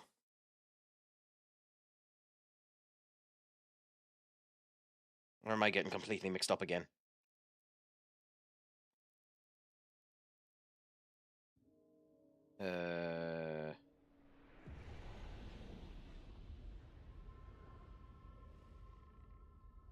Newcastle, yeah.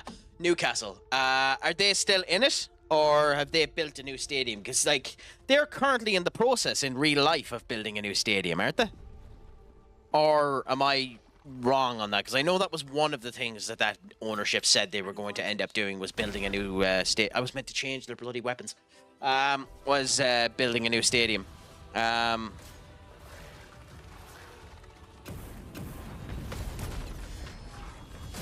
Got the timing of that nice. Oh no. Oh crap. Okay. Shit. CL is going to end up CL can't use her attack. She keeps regenerating them. That's really bad. That's really, really bad. I wish I could change her weapon.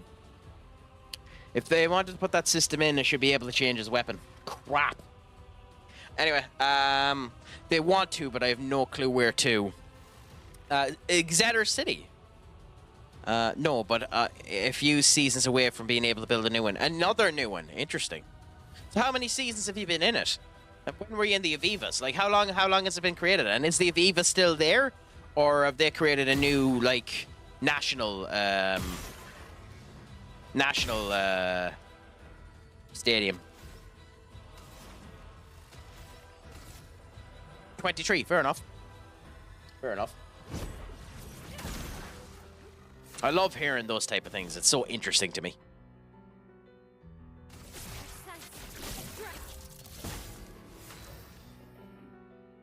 Oops, I shouldn't have done that. Sunderland versus Newcastle will be limbs next season. Why? Why do you think so? Why are Sunderland known for going like heavy against Newcastle? I know nothing about that rivalry, if that's a regular rivalry, by the way.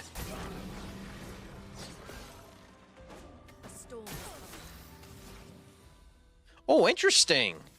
Oh, I wouldn't have known that now. That's going to be really interesting. I think Sunderland, if they're able to keep some of their players, are going to be the dark horse of the league next season. To be honest, I don't know if they're going to have enough in them to get by, to not get relegated.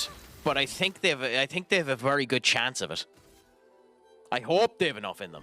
I'd love for it to be wrong, and for a team that's up in the Premier League to go down, just to make it a wee bit different, you know. Won 6 in a row at one point. Those True Geordie videos after each derby were cinema. You know, I've never actually watched True Geordie. Unfortunately, it was never someone I ended up getting into, much to my chagrin. I hear his content is actually really good. Damn it. All of these are dark. This is going to heal him, isn't it? No. Also, is it Mael's? It's Mael's. Oh, so Mael is the one that's giving it back to him, because Mael's is fire. That would make more sense.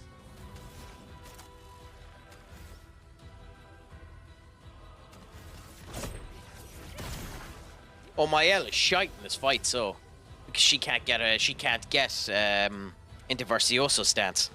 That's interesting. So she's just wrong to bring in this fight.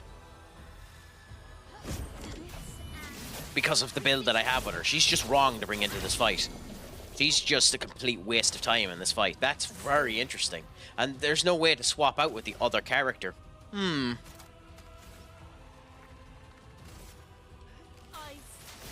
This would be one of those cases where it'd be nice to have the swap out.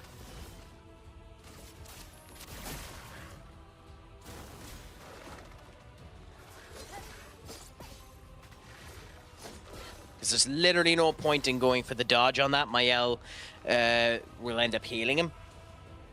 But by the way, what's your dope about Duck? Did you just get word that you're... Oh, he is burning. Oh, so we can go into it. That's surprising. Oh, so he can burn. No, hold on a second. Hold on a second. I need to wrap my head around this one. He absorbs fire. He absorbs fire, but he can get burnt. There's no Pokemon logic going on here. I mean, technically speaking, yes, but it was the same. Pogba got banned for the same thing Connor Ben got banned for, wasn't it? But yeah, no, it's interesting, this. Illuminated because she's using... Okay.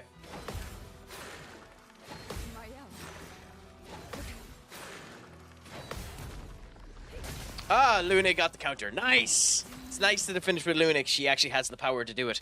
It's nice when it works out perfect for you. Now, here's the thing. Because we get caught Twilight will end up doing the most amount of damage. It'll get to 999, but it probably isn't the thing to go for. Sealed Fate is probably the thing to go for, because it'll use the foretell on each hit to increase the damage as opposed to doing more. So we should get more than 9,000 doing this. If we don't get more than 999, then we know to use the alternative options that consumes all of it and just goes like that. So we need to pay attention to this now. Yeah, so this was the right move to do, but just barely, funnily enough. And then we end up doing this, which will just destroy him. Yeah, look at that. Just eating him alive.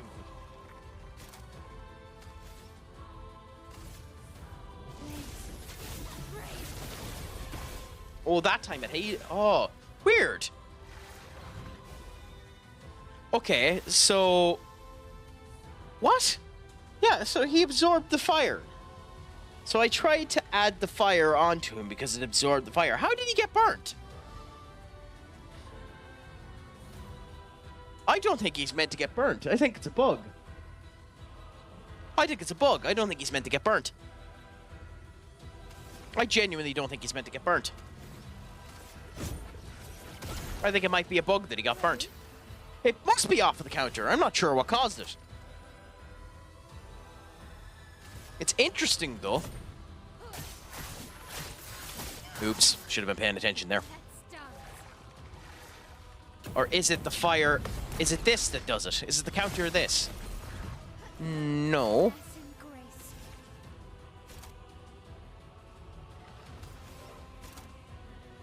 I mean, I know I can do this, actually. I can make him weak to fire, ironically enough. So that should have made him weak to fire.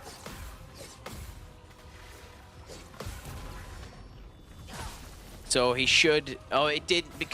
It's... hold on a minute. So the move that makes them weak to fire doesn't work on someone that absorbs fire. I mean, fair enough. I should have known that, but that's still a semi-annoying.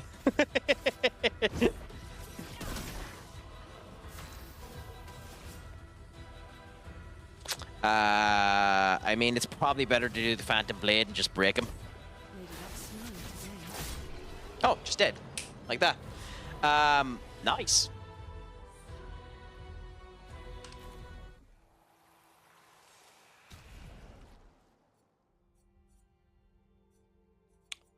Thankfully, that was easy enough. Who got them? Okay, yours are leveling up. And who got the weapon? Lune, okay. Killing an enemy with foretell applies its foretell to another random enemy. Fair enough, but I just like this. The fact that sun skills always give 10 foretell, which means you get the maximum amount of damage, I just think that's better. Oh, up. Let's hope you get something fun.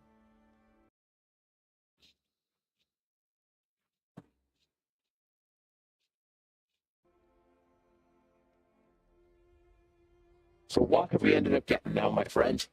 Is it in any ways audible, or did you pick something that ruins everyone's fun?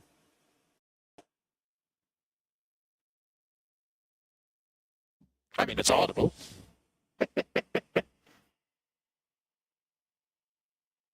Ironically, it has a background music as well, so this could be astonishingly loud, so bear with me if it is.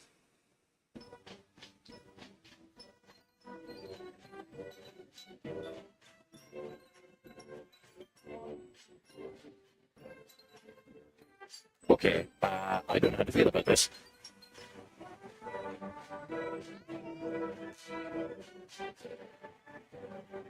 This scene is astonishingly weird.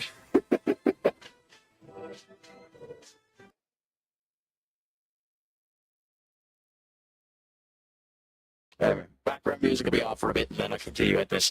I convinced a 40 million player to play for Ireland.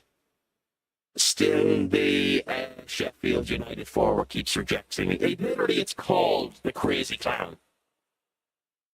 Yeah, it's a bit of a weird one.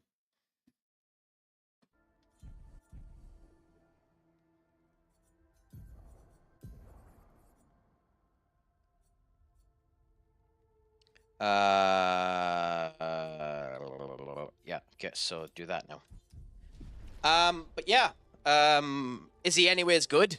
as a forward, the Sheffield forward. And is it because why is he rejecting you? Is it because he's waiting for another club? Like, does he have dual nationality? I assume he does, since he's rejecting you. Or is it just that he just doesn't want to? Or is it just that he doesn't want to play for Ireland?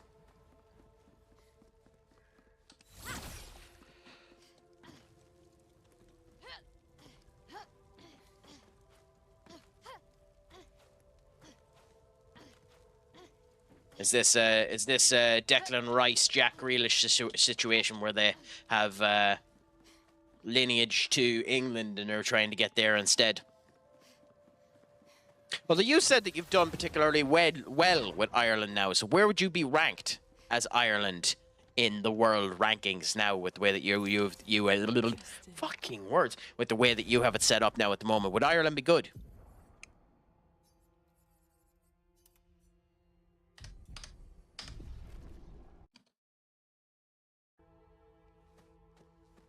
I have to figure out a way to change the audio source on TikTok, because, oops.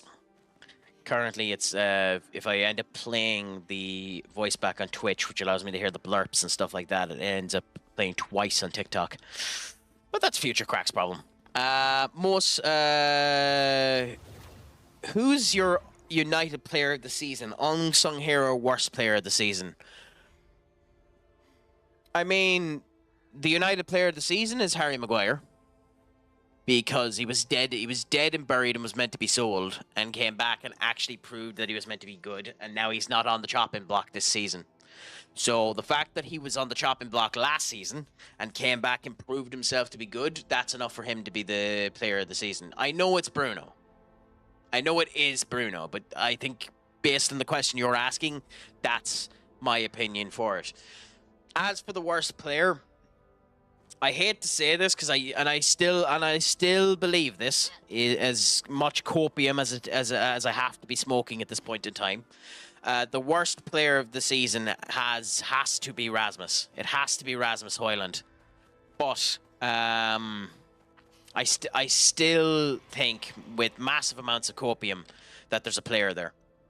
I still think it has to be Rasmus. Rasmus has just had a disastrously bad season. Now, with that being said, I said this to someone, and maybe it's because I like the player. Maybe it's because I have copium to it. There's an awful lot of people turning around saying that he's not even a player, that he doesn't have the fundamentals.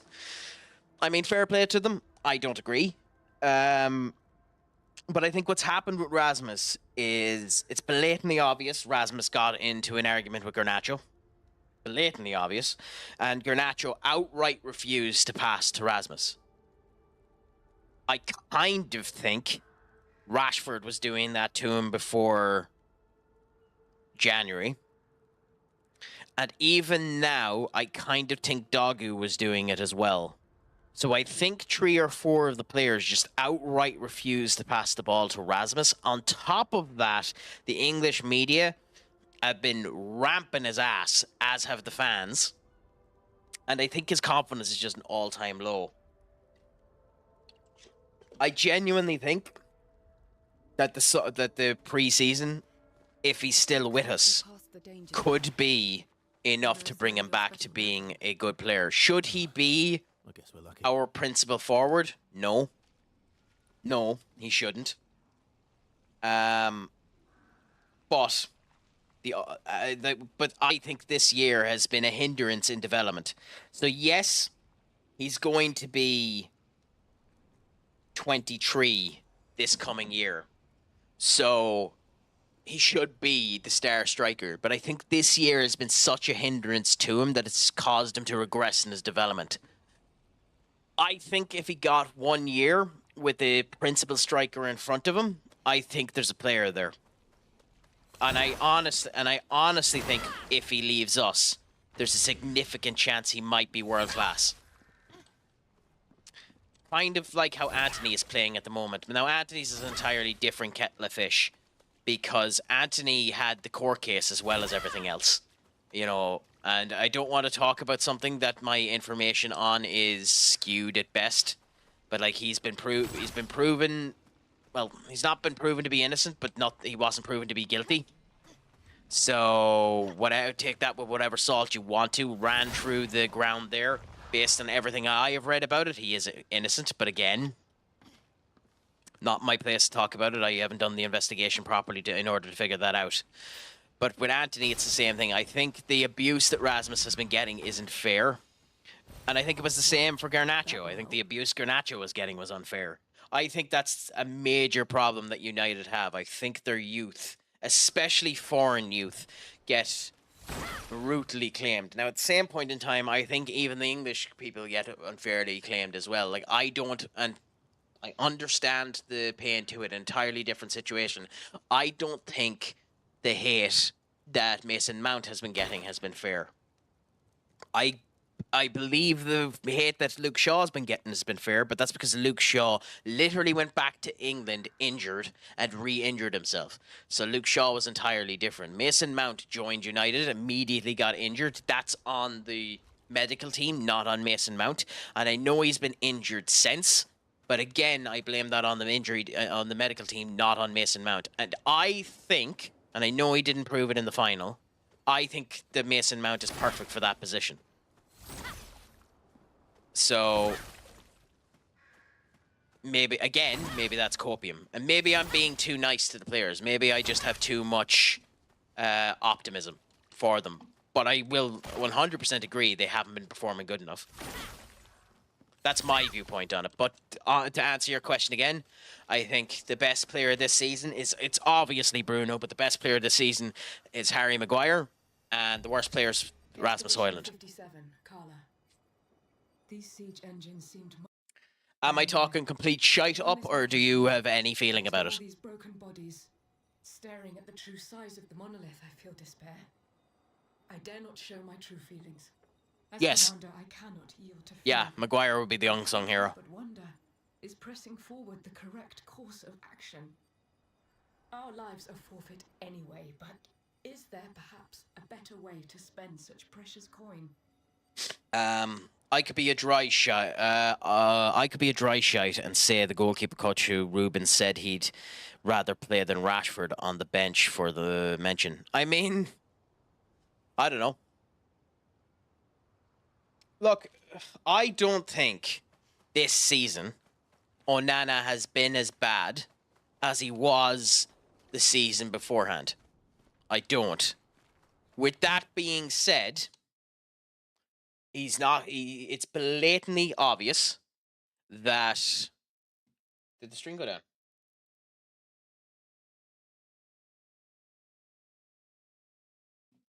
Am I active?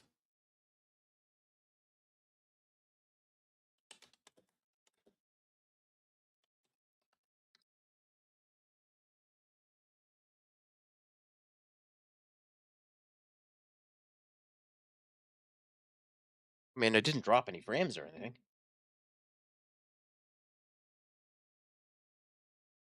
Sorry.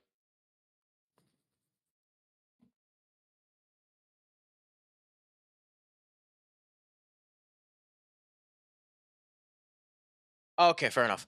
Yeah, I don't think Onana has been that bad this season, to be honest. He was bad the season beforehand, and it's blatantly obvious the defense don't have confidence in him, and that alone is enough to sell him. Unfortunately, that alone is enough to sell him. When the defense don't trust you, that's enough. You're gone. Unfortunately, that's enough to end up doing it. So yeah, it's hard, but he needs to go.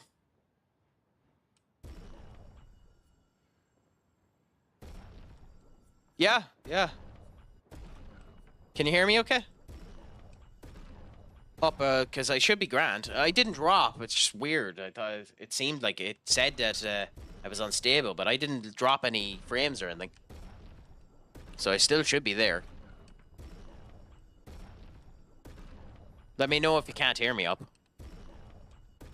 It did actually drop, considering it's going back to the start with the ads and the whole lot. Annoyingly. God damn it. Just on Twitch, though. Everything else is fine.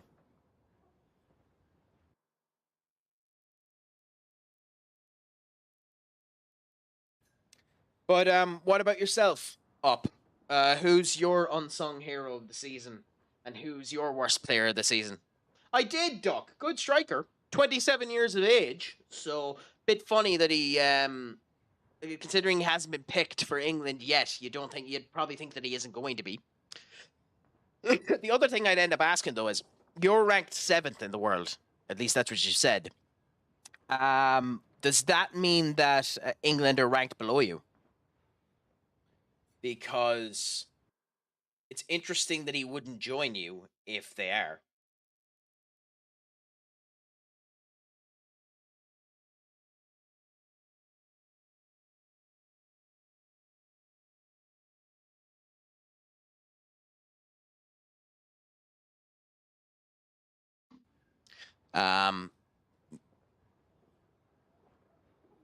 I mean, he looks crazy, the striker that you have up there anyway, I'll admit that. He looks very, very good.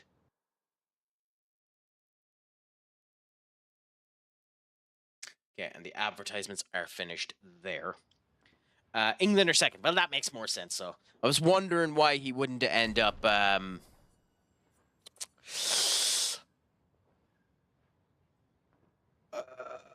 I think I'm better going for so. Why he wouldn't end up joining you.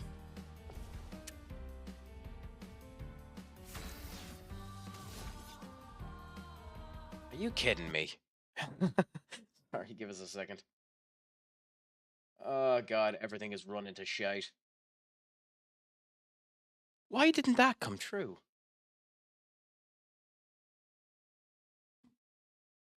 Why didn't... I should be connected on Kick. Oh, it didn't. Oh. Bella, I don't know if you're still there on Kick. God damn it. Kick was meant to be part of this. So, give me 1 second now.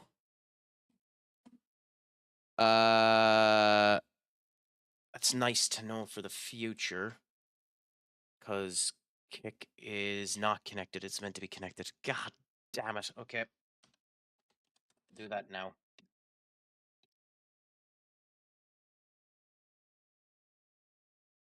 Sorry, guys. We're just delaying things again. I'll play a wee bit of music while I'm at this. And then we'll continue on afterwards. The joys of this game, not having the music just continue to play.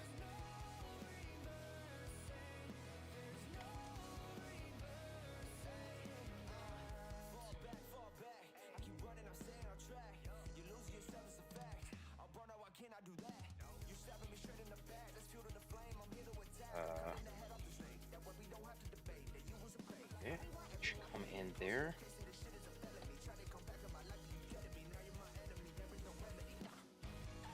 And I'll get to your questions now in 1 second. Sorry, guys, just had a issue here in the back. We're just trying to resolve it.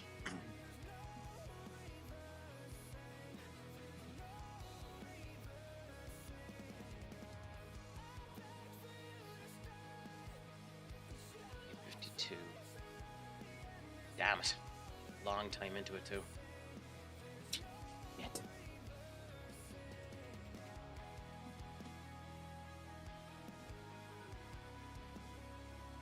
That's so annoying.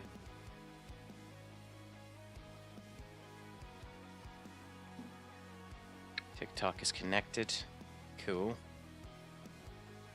Kick isn't yet, so for now, I suppose, considering I can see years, I'll do this for now and go this way, and in the future, we'll end up having it better. So, sorry about that there, guys. Okay, so, I'd normally agree, but I had an amazing Brazilian goalkeeper come through my intake. Tried to get him to play for Ireland many times, and he finally got capped at 33. Oh, I mean, if you get him, that's all that matters. It doesn't matter. Like, when I was with Portugal in my save there, one of the new gens that I had 3 nationality lineages. He had, and ironically, he's with me on in Real Madrid. Stefian Morgan in my Real Madrid squad is Portuguese, Spanish, and French, and can play for all 3 of them. But he hadn't signed up for any of the other 2 clubs. And even though Portugal were ranked #1 in the world, he refused to come because he had the chance to join France. Not impressed. It's just sometimes it works that way, unfortunately. Let's go path. But if he plays for you with good enough quality in the whole lot, who cares? Shit. Shit. You're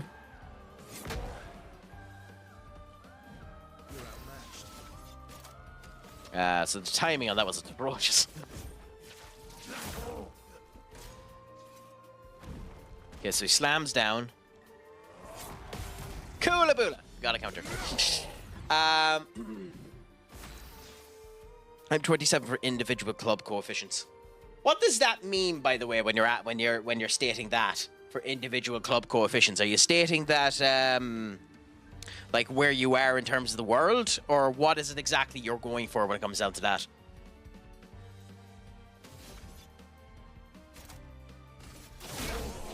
Oh, that move does so much damage when you're in B. It's bonkers.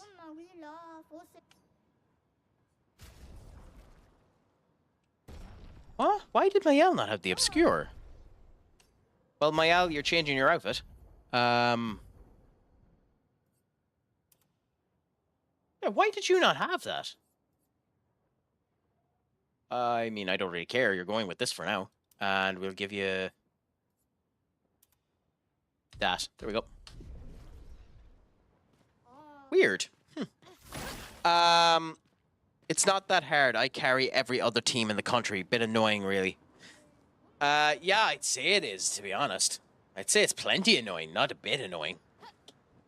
But, like, has your brilliance in the League of Ireland improved the League of Ireland at all? Like, have they upped their game at all with you being good? Or is it still a situation that everyone is crap riding on your coattails and there's not really anything that can be done about it? You just have to continue to fight and hope that Europe ends up bringing enough fire and brimstone to what's going on. Is that how that ends up working with you, or how is it working for you, Duck?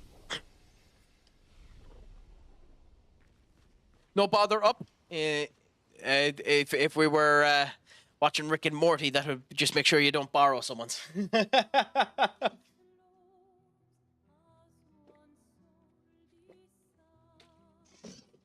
If there is anyone on Kick, by the way, I now have the chat working again for me, so I should be able to see it. I don't have it integrated yet into the viewing, so you won't see it come up on the screen yet, but I can end up reading your chats now. I don't want to see that anymore. Look, my Elliot. I thought you would understand. You said you spent your immortality burying the people around you. Doesn't any of this bother you? Would it, though? Eventually you become numb to it. And you. Gustav's dead. How can you keep going like nothing happened? It's funny that she says that, considering she knows what the rules are. We need to continue. Why do you... Mael. You know what we must do. When one falls. It is quite a gorgeous opera piece, to be fair, though. She is coming across like a bit of a spoiled brat, Mayel. But it is a gorgeous opera piece. I mean, she is 15. So it does make sense, but, like, she is coming across like a bit of a spoiled brat.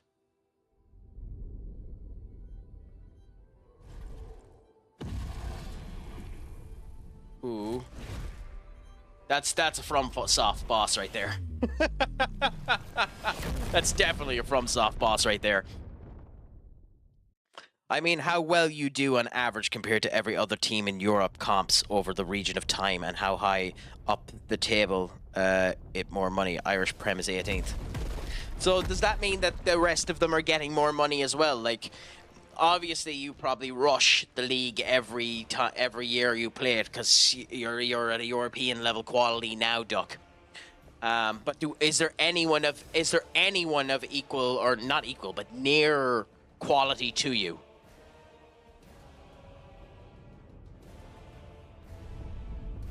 This actually really reminds me of Lies of P. Just this particular segment. Ironically, also, you know, French. You know, Pinocchio, they do the kind of orientated towards Paris and France and that as well. A game I'd love to end up purchasing. I haven't purchased it yet. I wonder, in this particular case too, what would happen if you didn't have the healing abilities unlocked with Lune? I mean, I'm sure they expect you to, because why wouldn't you? But it is quite funny.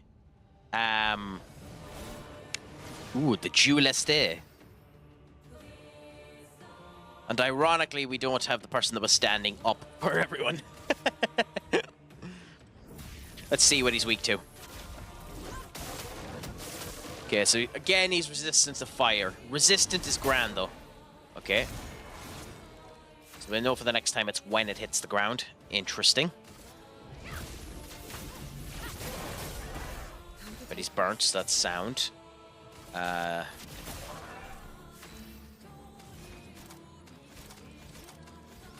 more fire to him, I suppose. Okay. Attack swiftly, and he's going for my L. So there. Nice. So the timing on that was quite easy to determine, so that's nice to know. We can now go with Swift Stride and do this. We can do, well, we could do Grim Harvest if we had Grim Harvest. Unfortunately, we don't. So I think it's best to just hit and do Grim Harvest next turn. He's resistant to that as well. Okay, so we have two people that are he's resistant to, so... There. Okay. Timing on that's going to be annoying, unfortunately. But we'll continue on and see how she goes. We don't need the healing light yet, so we'll just attack and hope that we build up enough in order to revive CL. He's not weak to fire, or he's not weak to electric, but he's not resistant to it either. I think we go Pierce, which will do... He's not marked, but this should do about 5k.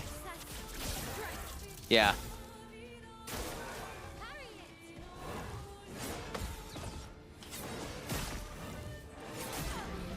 Damn it.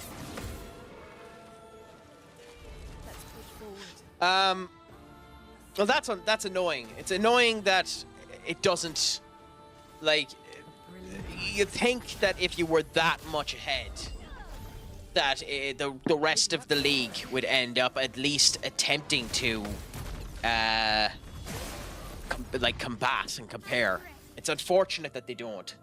I understand why it would be hard and a pain in the arse, but it's just, I would prefer if they were,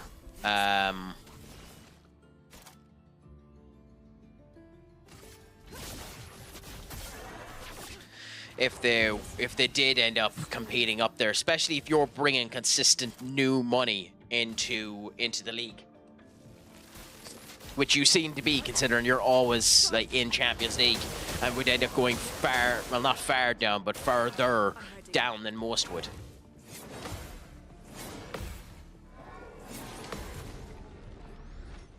It's good that it went after Lune. Lune is the one that does the most amount of damage to it at the moment. Cool. Thunderfall again, I think, is the best thing to do. This should do a lot of damage. Well, a lot is 4, so not that much.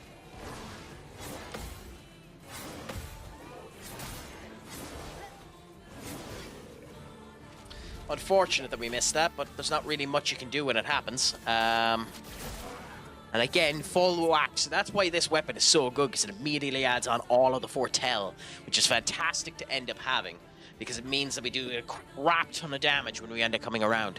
Hopefully, we'll end up being able to do 9,000 when we end up coming to it. But for now...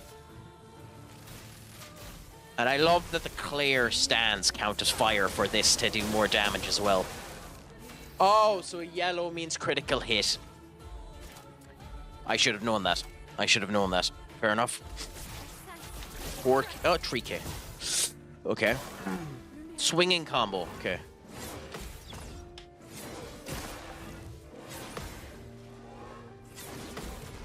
Nice.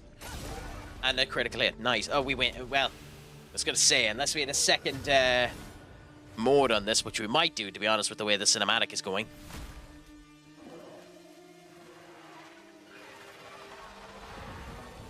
Oh, that should not be that cool. That is not fair.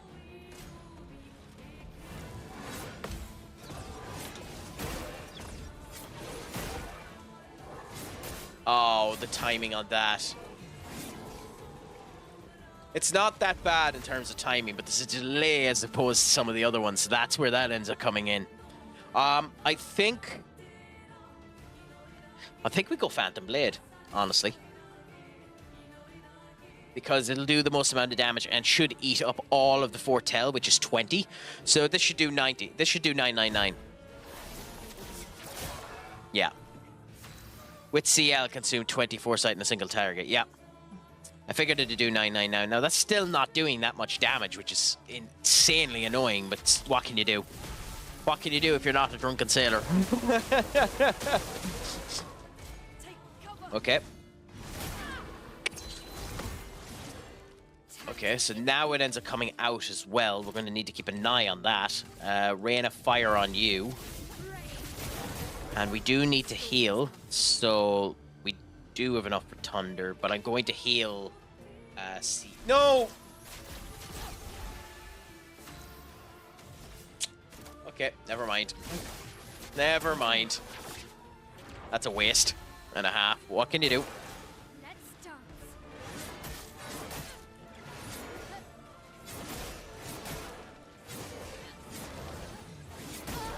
Holy shit. What is that? Yeah, I figured it was going to be a case of you'd win by crap tons of points too, Duck. 30 points is quite a significant margin to end up having. But it's just unfortunate. Is there anything you can do? Like, obviously, you probably have to go into the editor and just improve it in general. But is there anything you can do in order to improve the league? Like, could you intentionally sell, or obviously, why would you? But could you intentionally... The fuck is...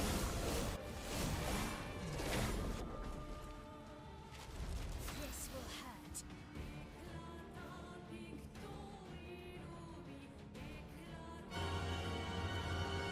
What happened?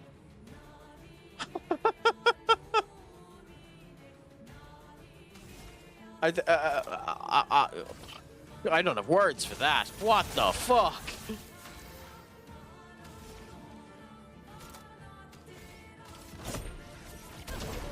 Okay. Attack swiftly, fine.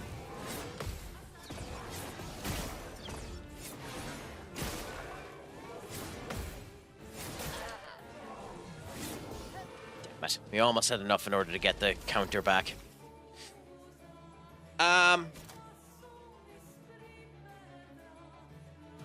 If in Virtuoso, stay in Virtuoso. This should stay in Virtuoso, so... That done way more damage than I thought it would. Holy crap.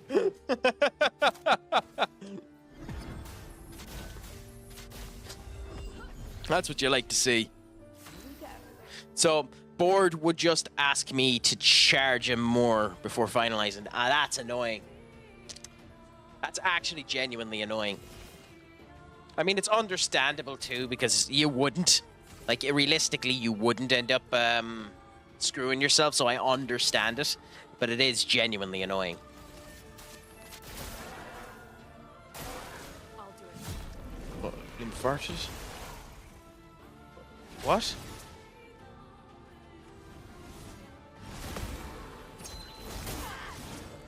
A storm is coming.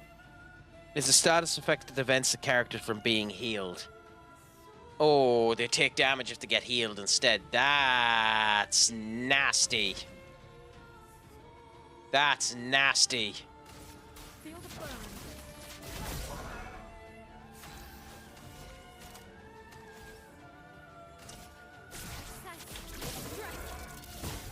Yeah, we don't have a choice but to do that. As for you...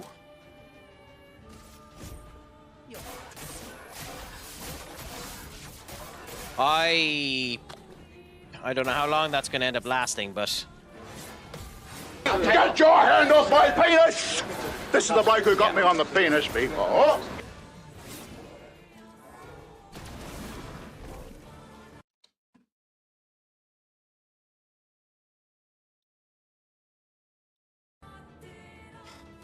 I mean, fair play to you, Dodo. Fair play to you. I don't even know if I can do the heal on him now, with the inverted status on, but we'll go for now. Stormblood, okay. Okay. Okay, there is timing to that, I just don't know it yet.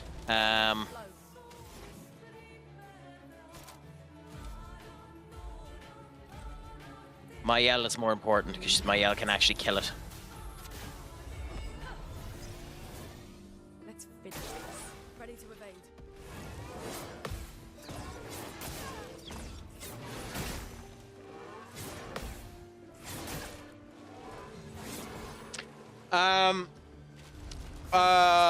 I didn't see it. Are they any good? What ages are they? Because they should be young if they're doing it right at all, considering they want to do the entirety of, supposedly, if the plan is still the same, to do 7 seasons for the 7 years. Then they need to be able to do that, so they should be young enough. Like, if you're doing it right, none of them should be above the age of maybe 7. I know it's hard to find actors at that age profile, but if you're doing it right, they really shouldn't be older than that. Maybe 10 at most.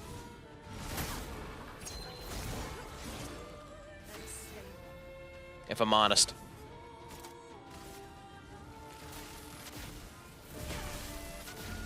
This second half is a pain in the arse of a fight. But at the same point in time, I think we have it.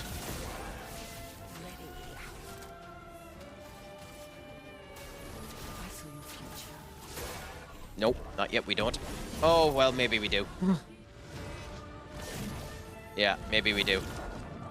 It's doing this cinematic bit now where you don't really do anything, so I think it's just over. It is pretty, this, but I'm not a massive fan of it. Finishing a fight with this type of cinematic.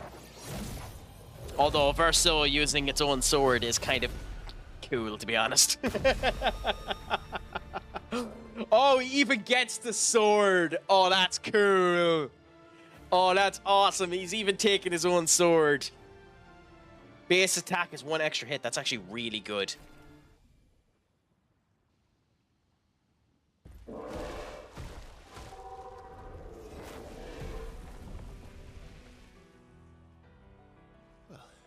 Well, Verso takes that straight away. You did well. You learn fast.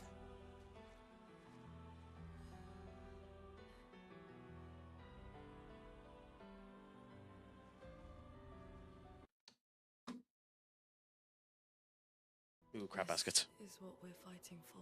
Yeah, to stop this from happening. Still, at this point in time, you're talking fucking almost hundreds of thousands of people in this pile. For 67 expeditions, you're talking hundreds of thousands of people there. If it is just the expedition. Anyway, I'll look at that weapon in a minute. I'm just going to quickly go and use the loot, so just bear with me and I will be right back.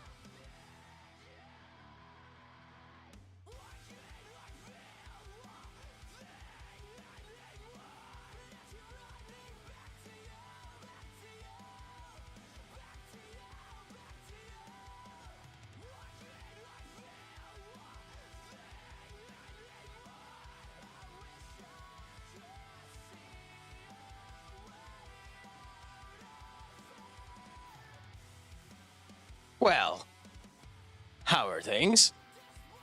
Pleasure to be back. After that short little break there. So, I noticed that ye noticed that things aren't exactly properly up there and incrementing up the regular standard edition there. Keeping up the global emote. I'm probably going to change that to have a global emote to see how many times people have ended up doing it, like a global check-in. I tried doing it user-specific, but the variable hasn't worked for me as of yet. I will get it eventually, so that all of you can know when that ends up happening, for the one point that it actually does. Well, thank you so much for the second time doing it, Duck, considering you know the stream dropped. I appreciate that beyond belief. Ooh, yeah, we were meant to look at Verso's new weapon. Also, instead of that, you're getting this. And let's look at your brand new weapon. Your brand new weapon is the Dulcio. Play again after a base attack. What? Oh, crikey, we're just giving him that.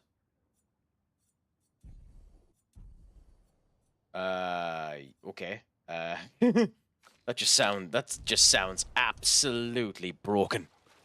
That sounds every single shade of broken. Also, need to fix the microphone on TikTok. There we go. Audio is up. By the way, let me know if you can't hear me, guys. You should be able to hear me now. If there actually is anyone still here.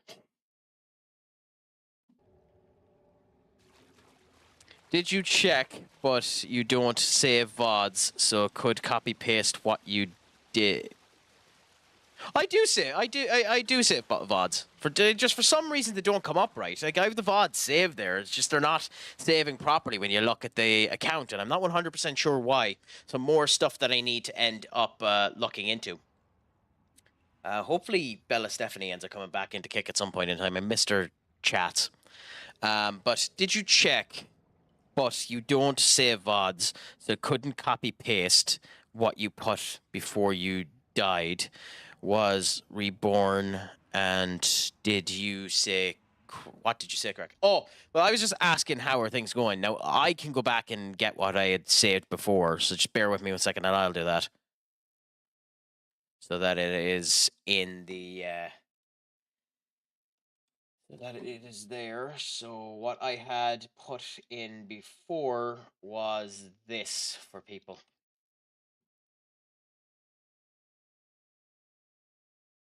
And like in general, it's probably better for algorithmic purposes and all that to try and get people over to YouTube, but it's all sound to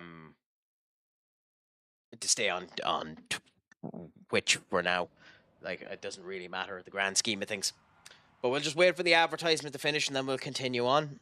I probably have another what? I'm probably going for at least another hour, I'd say.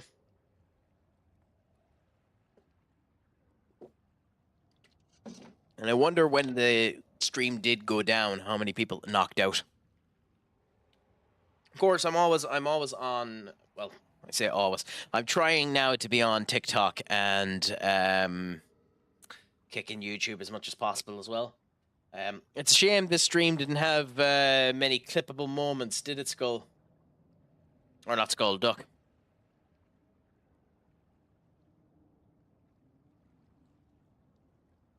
Ah, screw it. I'm planning on making some content in of itself anyway to put up there, specifically around wrestling and stuff like that, that I'll end up doing of my own accord.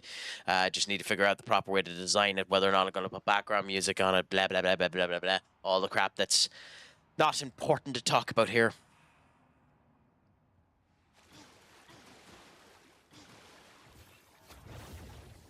I try to, as much as I can, anyway, when I end up making mistakes. But thank you so much for calling it out, anyway. Yeah, nonsense needs to be called out as much as possible. So thanks for brightening my lights, for giving me road to redemption. Interesting. I like that little graphical UI.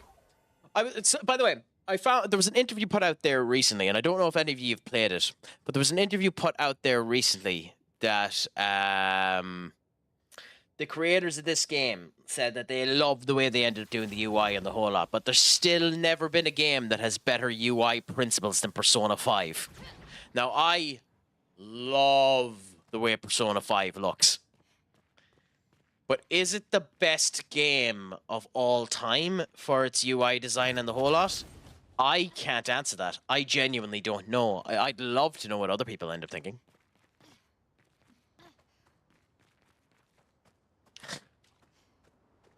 Oh, don't worry about it. It's sound. It's just there as something else anyway. Like there's the socials tags, and if anyone ever ends up needing it, Duck, we can end up sending it on to him anyway.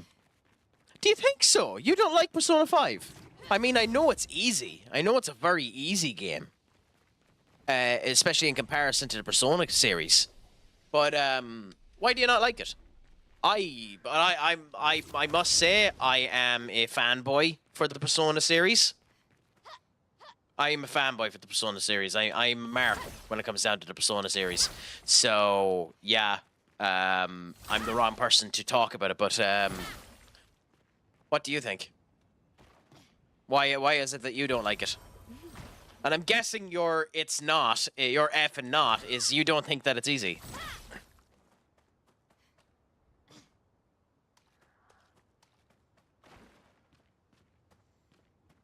I mean, it's all about how you end up doing your debuffs and buffs and the whole lot, and how much you want to end up grinding. I mean, the minute you get Jonas, the minute you get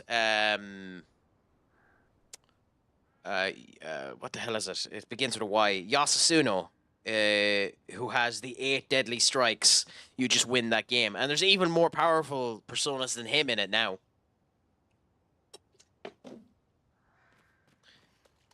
Like, it's been a problem for years with Persona that typically you're best just doing a strength build. Ooh, random music. Now, magic is somewhat powerful in Persona 5, to be fair. A lot more powerful than it is in some of the other games.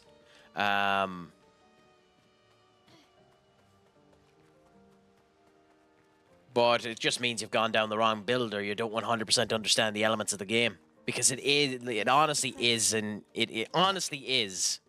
a very, very easy game.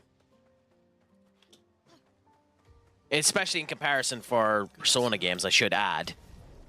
Specifically for Persona games. But I'd recommend trying that game to anyone. If you haven't tried it, try it. It's another absolutely phenomenal game. A game at some point in time, if possible, I want to try and stream on this. Considering I've tanked my numbers with this game, I as well continue to tank my numbers at some point in time. Organize the proper the time periods in order to play FM versus CACW will be starting soon enough. Once I end up getting it organized, I'm still trying to set up the database for it. Curious as to whether or not I'll actually do it with regular like WWE and AEW in it as well, which I can do considering I have a database downloaded for that and could just add CACW into it. But time will tell for that. Urakuma. Fair enough, fair enough. I mean, I can understand that. No, I played both. I played both. I didn't play 5 on this, so when I play 5 Royale on this PC, or like on Steam, I'll get the achievements again, but I did play 5 Royale on a friend's PS5.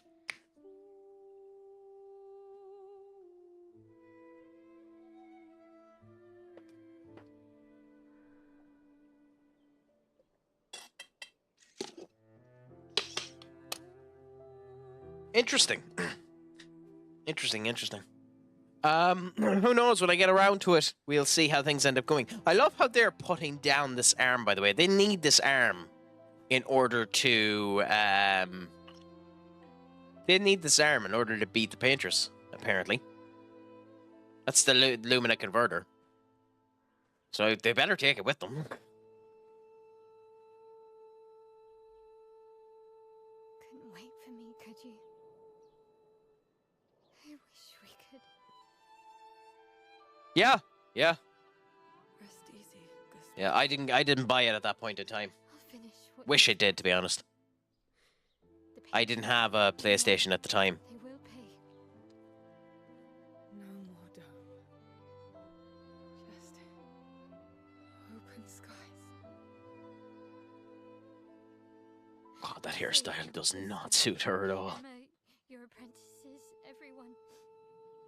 You can leave it to us. I love her having the glasses on, even though the goofy glasses it does make it look like she's holding back her tears. Say hi to Soph for me. Yeah. We could never. Eyes are still the thing that's the hardest to do. And it is, unfortunately, in CL because of the haircut I have on her. The haircut does not make her face look good for the eyes. We continue. Thanks. I'll admit, I agree with you on that one.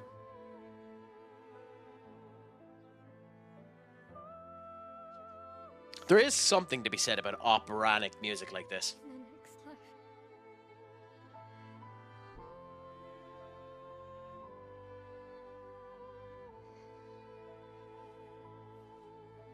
Like, it is blatantly obvious that the characters that were given the most amount of showcase that are actual model are Mael, Verso, and Gustav. Lune as well, but I don't know what they ended up doing with CL. CL just always looks a bit off. I think to me, it looks like her head doesn't fit her body. Now again, that haircut doesn't help, so I'm immediately changing the haircut after this. But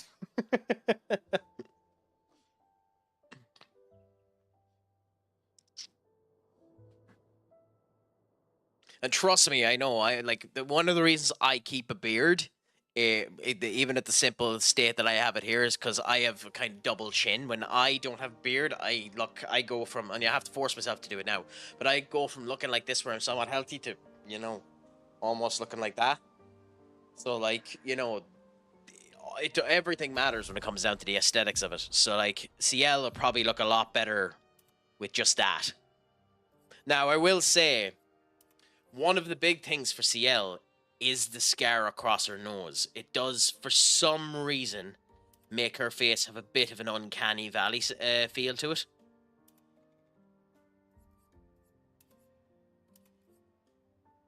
I think.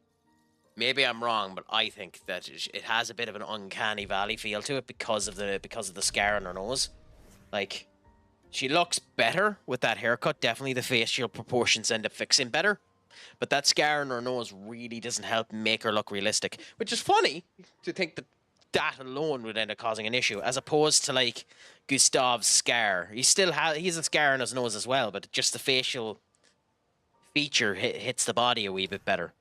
Luna, like, has, like, the tattoos and a whole lot going up, but it just looks a wee bit better. And then Mael, to be fair, is small, so she always looks like that. But Mael has a bit of a, soulless look to her. Now, maybe that's the point, considering the crap she's been through. But, like, I do think that the men have better models than the women in this.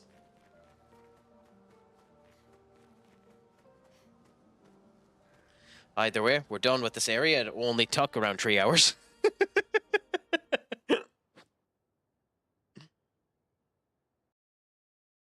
The joys of an RPG.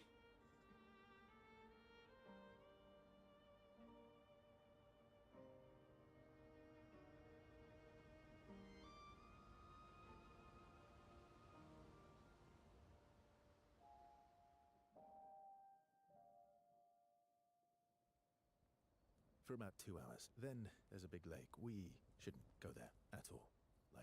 We should make a right, and then it's gonna take a few hours, and then we make a stop. We get some rest and some food. And then from there, we head north to Monoko Station. Why there? To recruit my oldest friend. We'll need the extra firepower, because our next goal will be to take down the Paintress Heart. Her heart? I will say, this is probably the first time on one of the voice acting where it doesn't hit properly. Verso seems like he's being a bit more aggressive in his wordings than the voice, but yeah. So where is this heart? What does it look like? What it looks like, that I don't know. But I do know that it's somewhere in the center of old Lumiere. You found old Lumiere? Yes. So it's true. Before the fracture, our Lumiere was part of a larger city. Oh, well, that answers that question. I've traveled with many expeditions. I was with the 58th when we found old Lumiere. But Renoir erased them before we could get further. And I don't know much more. All right then. Let's go meet your friend at Minoko Station. And then we'll take the Paintress's heart.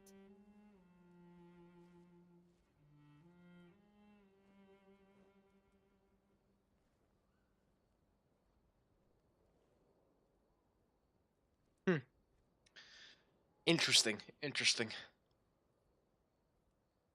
Awkward moments like this.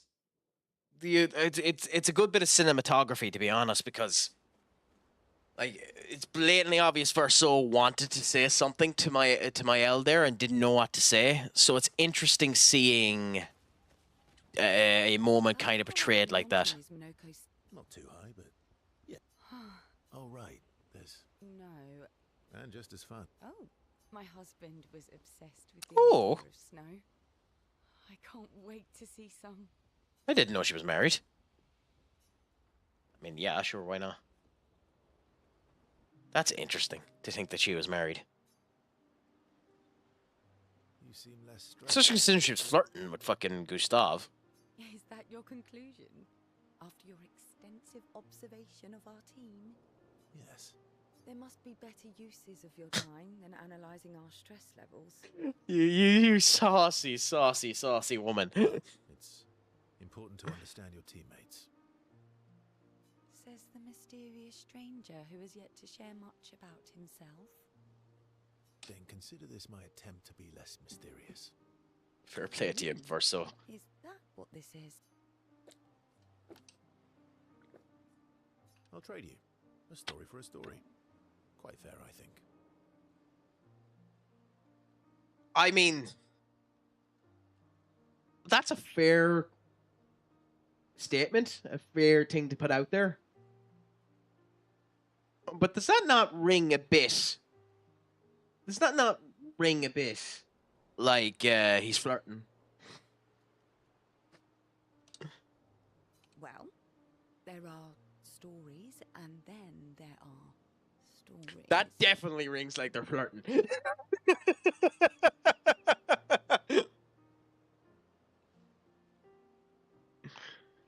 Whatever about the other one, that one definitely rings like they're flirting.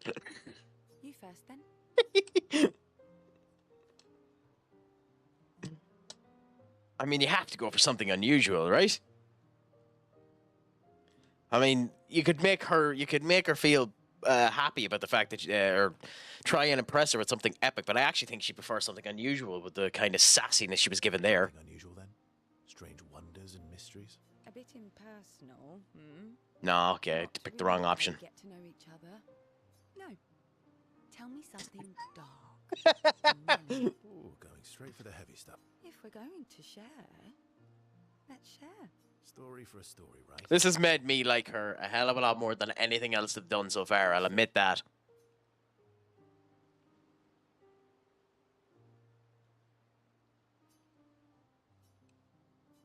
Oh, nice.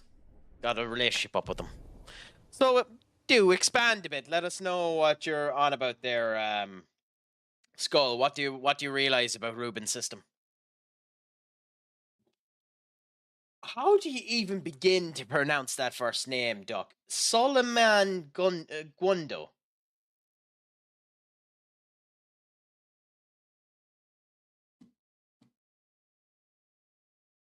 Like, who's that meant to be? It's like you're saying who gen, so that means it has to be some generation, but I have no idea who that is. Like, does a regen? Like, does a regen of Cristiano Ronaldo regen again into another regen of Cristiano Ronaldo? I don't know how the game works. You know that we use wingbacks at the minute. Yeah, go on, expand on that one.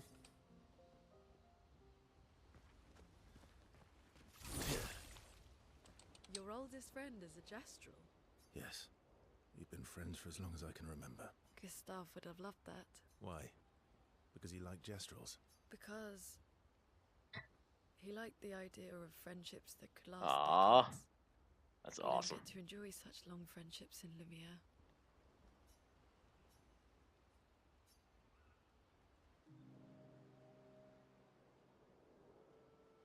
I mean, his system pretty much had wingbacks. It's just that they were more defensively orientated. So like, there were wingers that played defensive. So like, it was more a defensive winger than it was a wing back. It's just, if you like the thing that we were shouting at Rashford to do, you just need to go back and do your fucking job.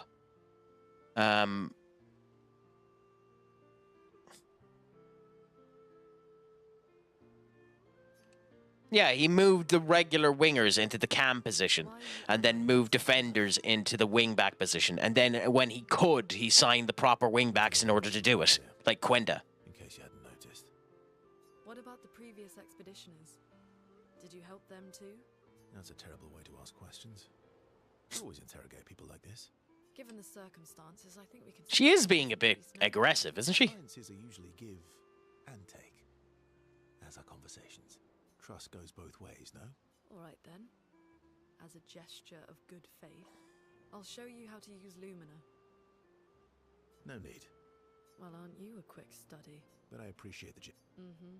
Trust works both ways. All right. As a gesture of good faith, I'll answer 3 questions. Ooh.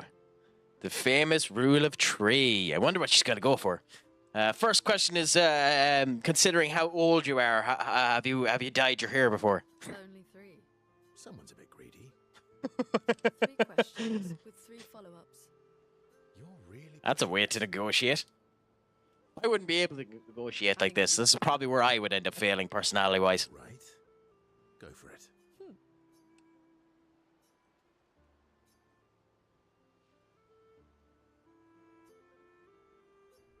I like the. I don't like their interaction as much as I like the interaction with CL, but it is a nice interaction, I must admit.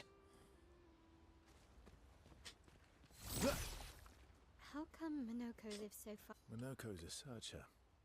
They travel the land looking for Gestrels who went missing after the fracture.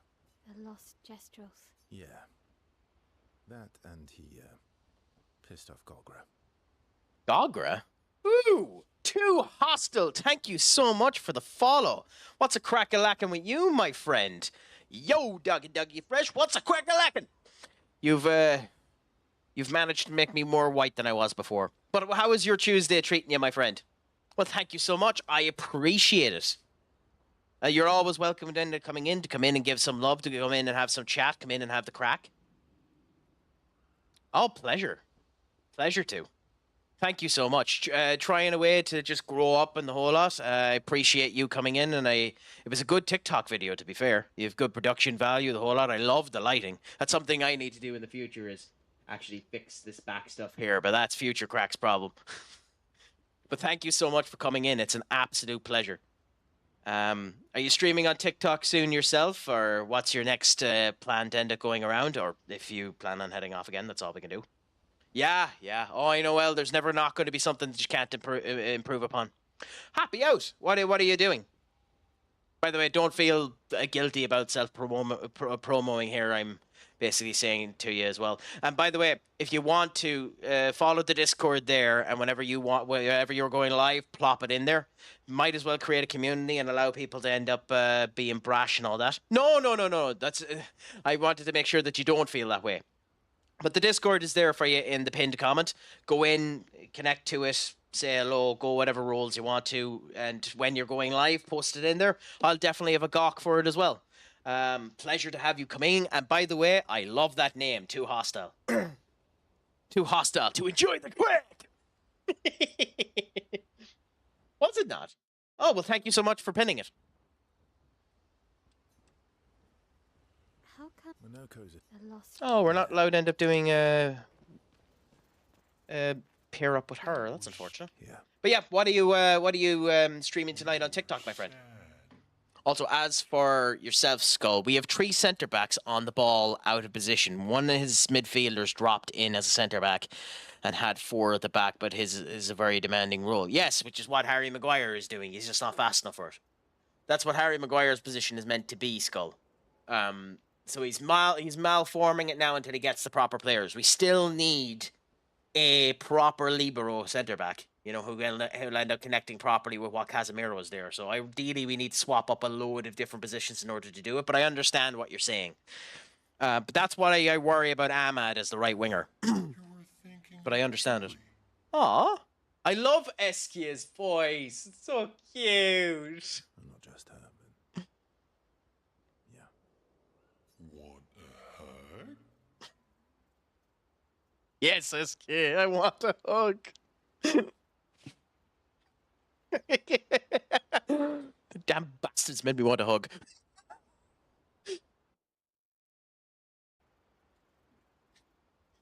Yeah. I do. I need to make an emote for hugs now. This balloon should not be this cute. She reminds me of someone. Someday on FM, I will show you how he wants to fully do. It's hard to actually show you what he means.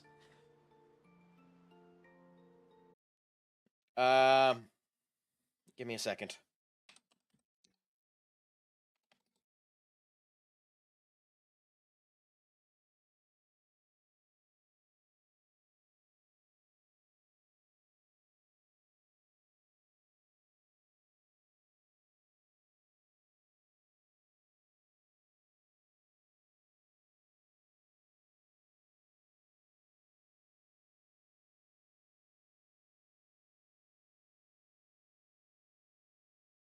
This will take me a minute to set up, so just bear with me 1 second. I'll put on some music while I'm doing it, and then we'll continue on with what was happening there.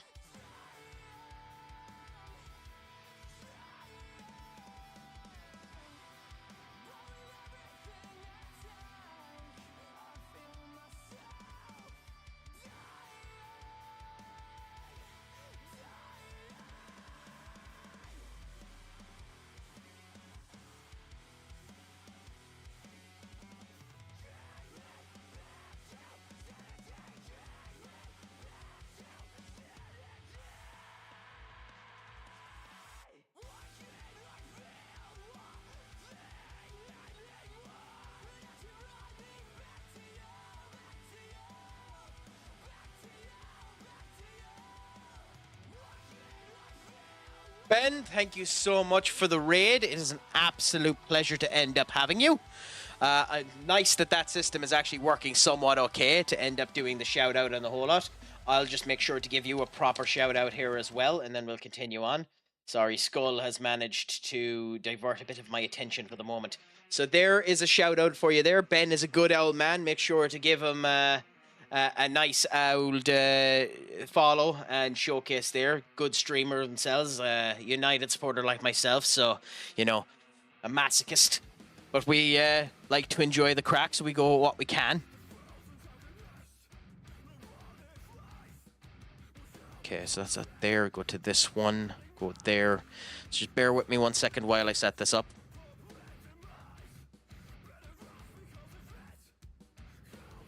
No, not that one.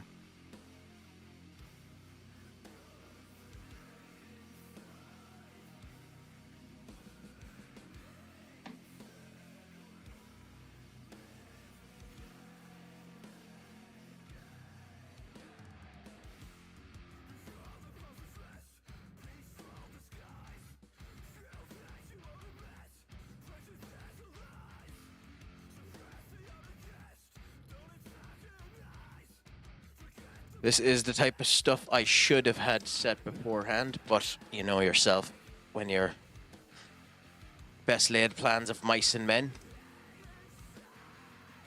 So, to my knowledge, I was live longer than that, Ben. Basically, the stream ended up cutting out for reasons not of my own control and ended up resetting, much to my chagrin. But to my knowledge, and I could be wrong on this, the way that Ruben wants to play is pretty much this. Okay?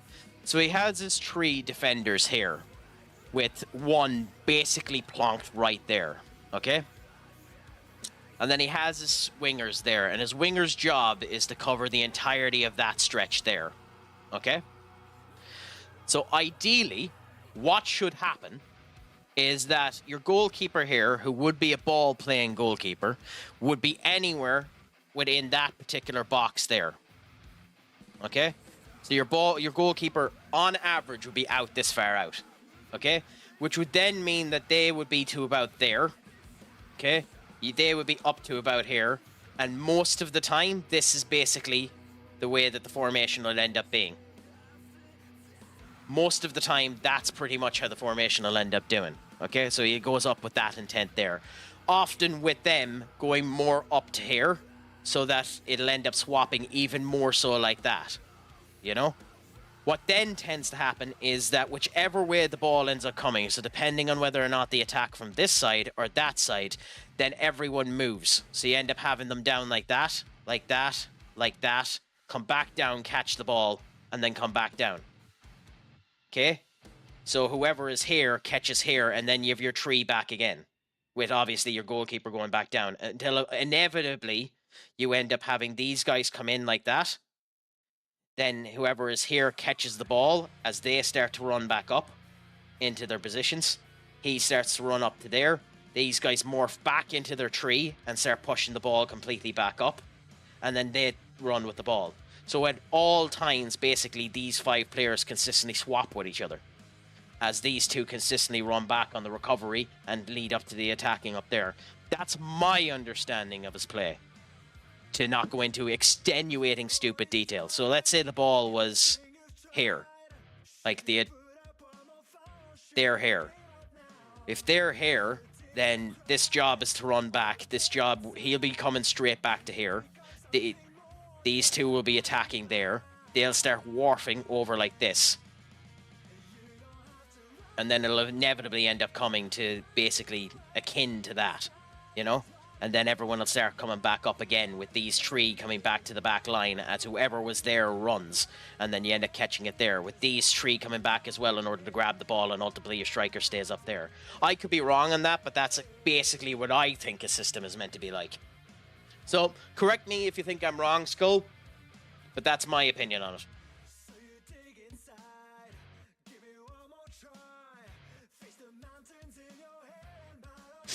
So, whatever you think yourself, maybe I'm wrong, maybe that's me being disillusioned on the way that I think that it ends up playing, but effectively it ends up playing like that. So here's where we've gone wrong.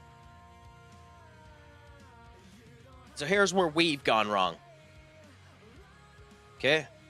So where we've gone wrong is, first of all, everyone is back further than they should be. So typically,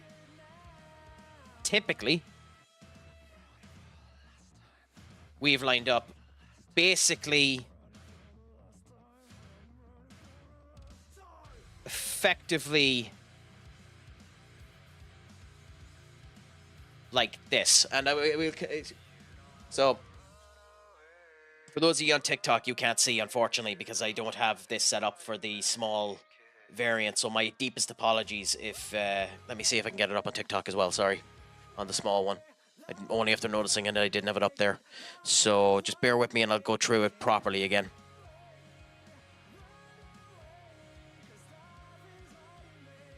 Okay. So I'll go through all of this again in a second. Just bear with me. Okay.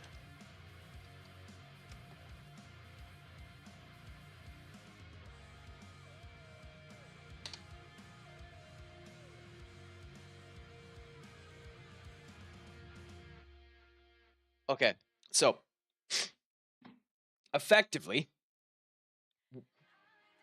so I'll wait until the advertisements are done and then I'll go through what should end up happening and what I think ended up happening with us.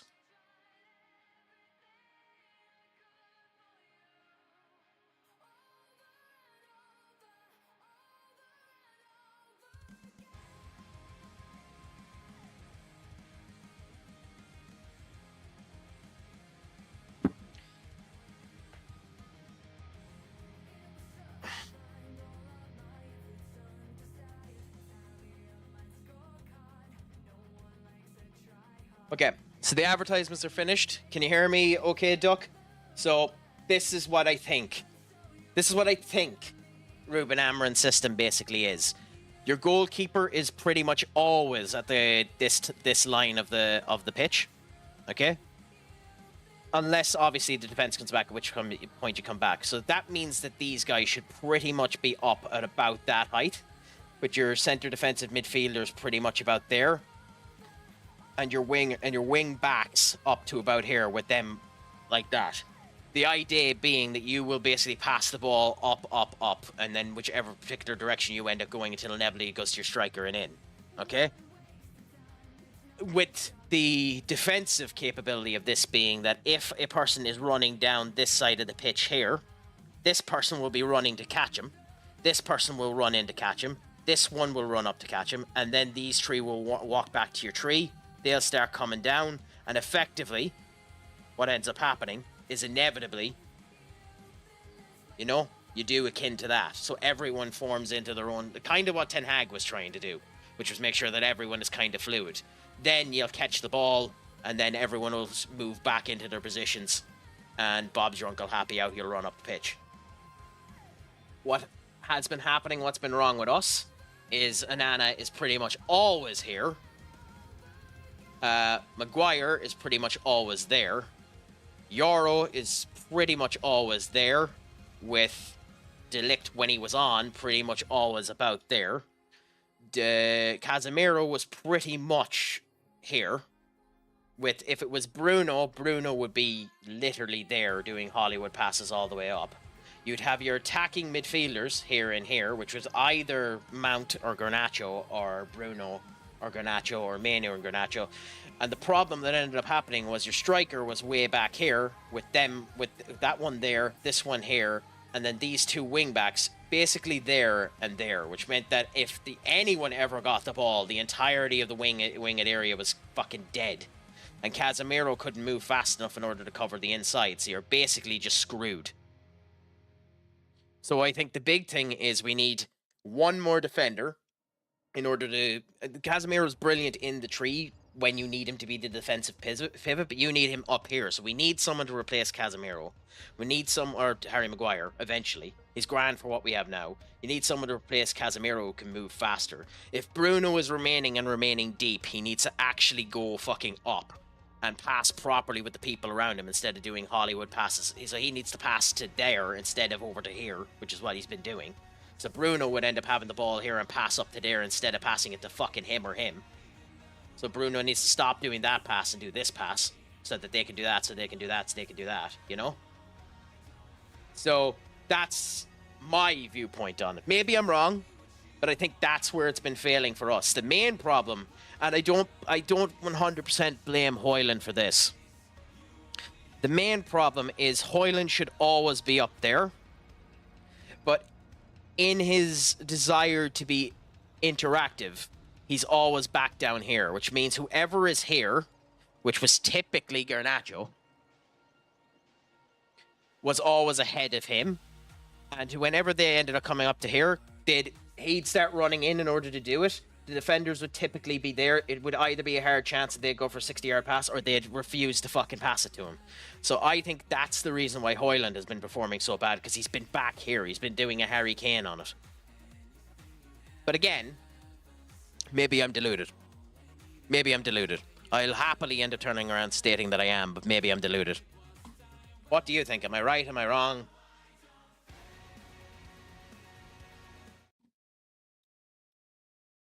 Either way, I'm back at this for a wee bit. Well, it would be if it stop being a pain in the arse.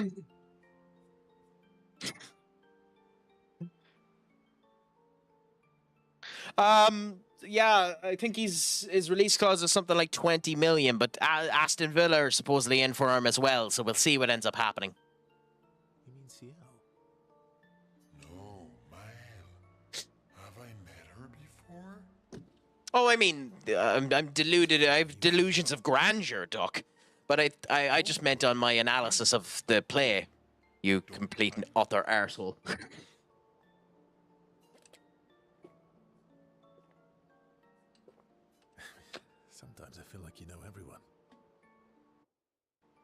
But fair play to you. Oh well, that's because you're all cousins. Same, but different. You're won the right lines, as I did say obvious as you, and as well, we're not always going to be 100% correct. Oh, yeah. So, But I'm happy to hear out where I'm wrong and what you end up thinking. Just like But yeah. Verso is Verso's cousin. Mael is Mael's cousin. Ooh. Yes, that you're so very wise. you know that... Well, It's okay if you don't understand, Verso. You're still wise to me. I love SKS so much. He's not trying to be an ass, but that's such a dick. Such a dick statement. you're just a big ball of nonsense sometimes, aren't you? That's why we're best friends. I mean, fair enough.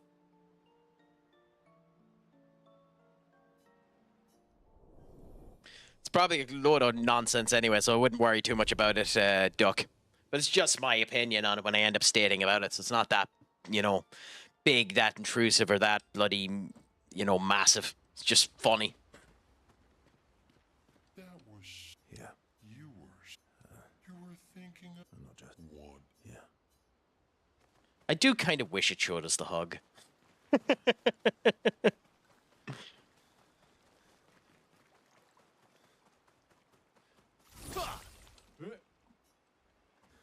So we've 3 gestrels found. We went through all of that. It is now 11:20, so I actually think, funnily enough, the tangent has pretty much brought me to the end of the goddamn... our tangent has brought us to the end of my play today.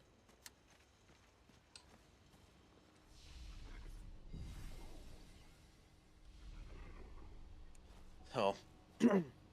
I usually have done that with United every year. I go back and watch games again to see what didn't work.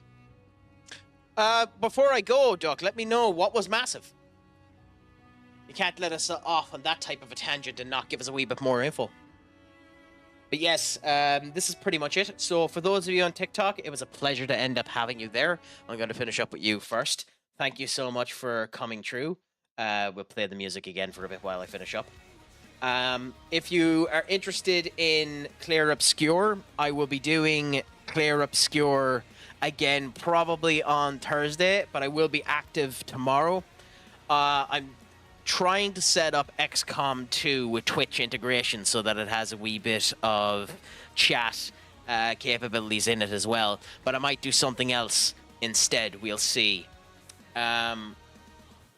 Considering you're at 500 points, Skull, do you want the next stream to be it, and then you just spend the points, or what do you want to do while I'm mentioning it?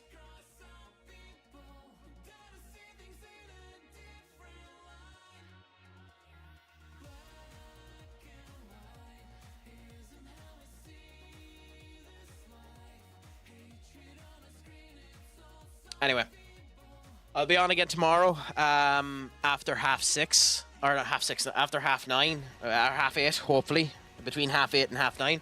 So with those of you on TikTok, I'll chat you later. Thank you so much. Even though there was no viewers on one of them, but there was 2 viewers on the other one,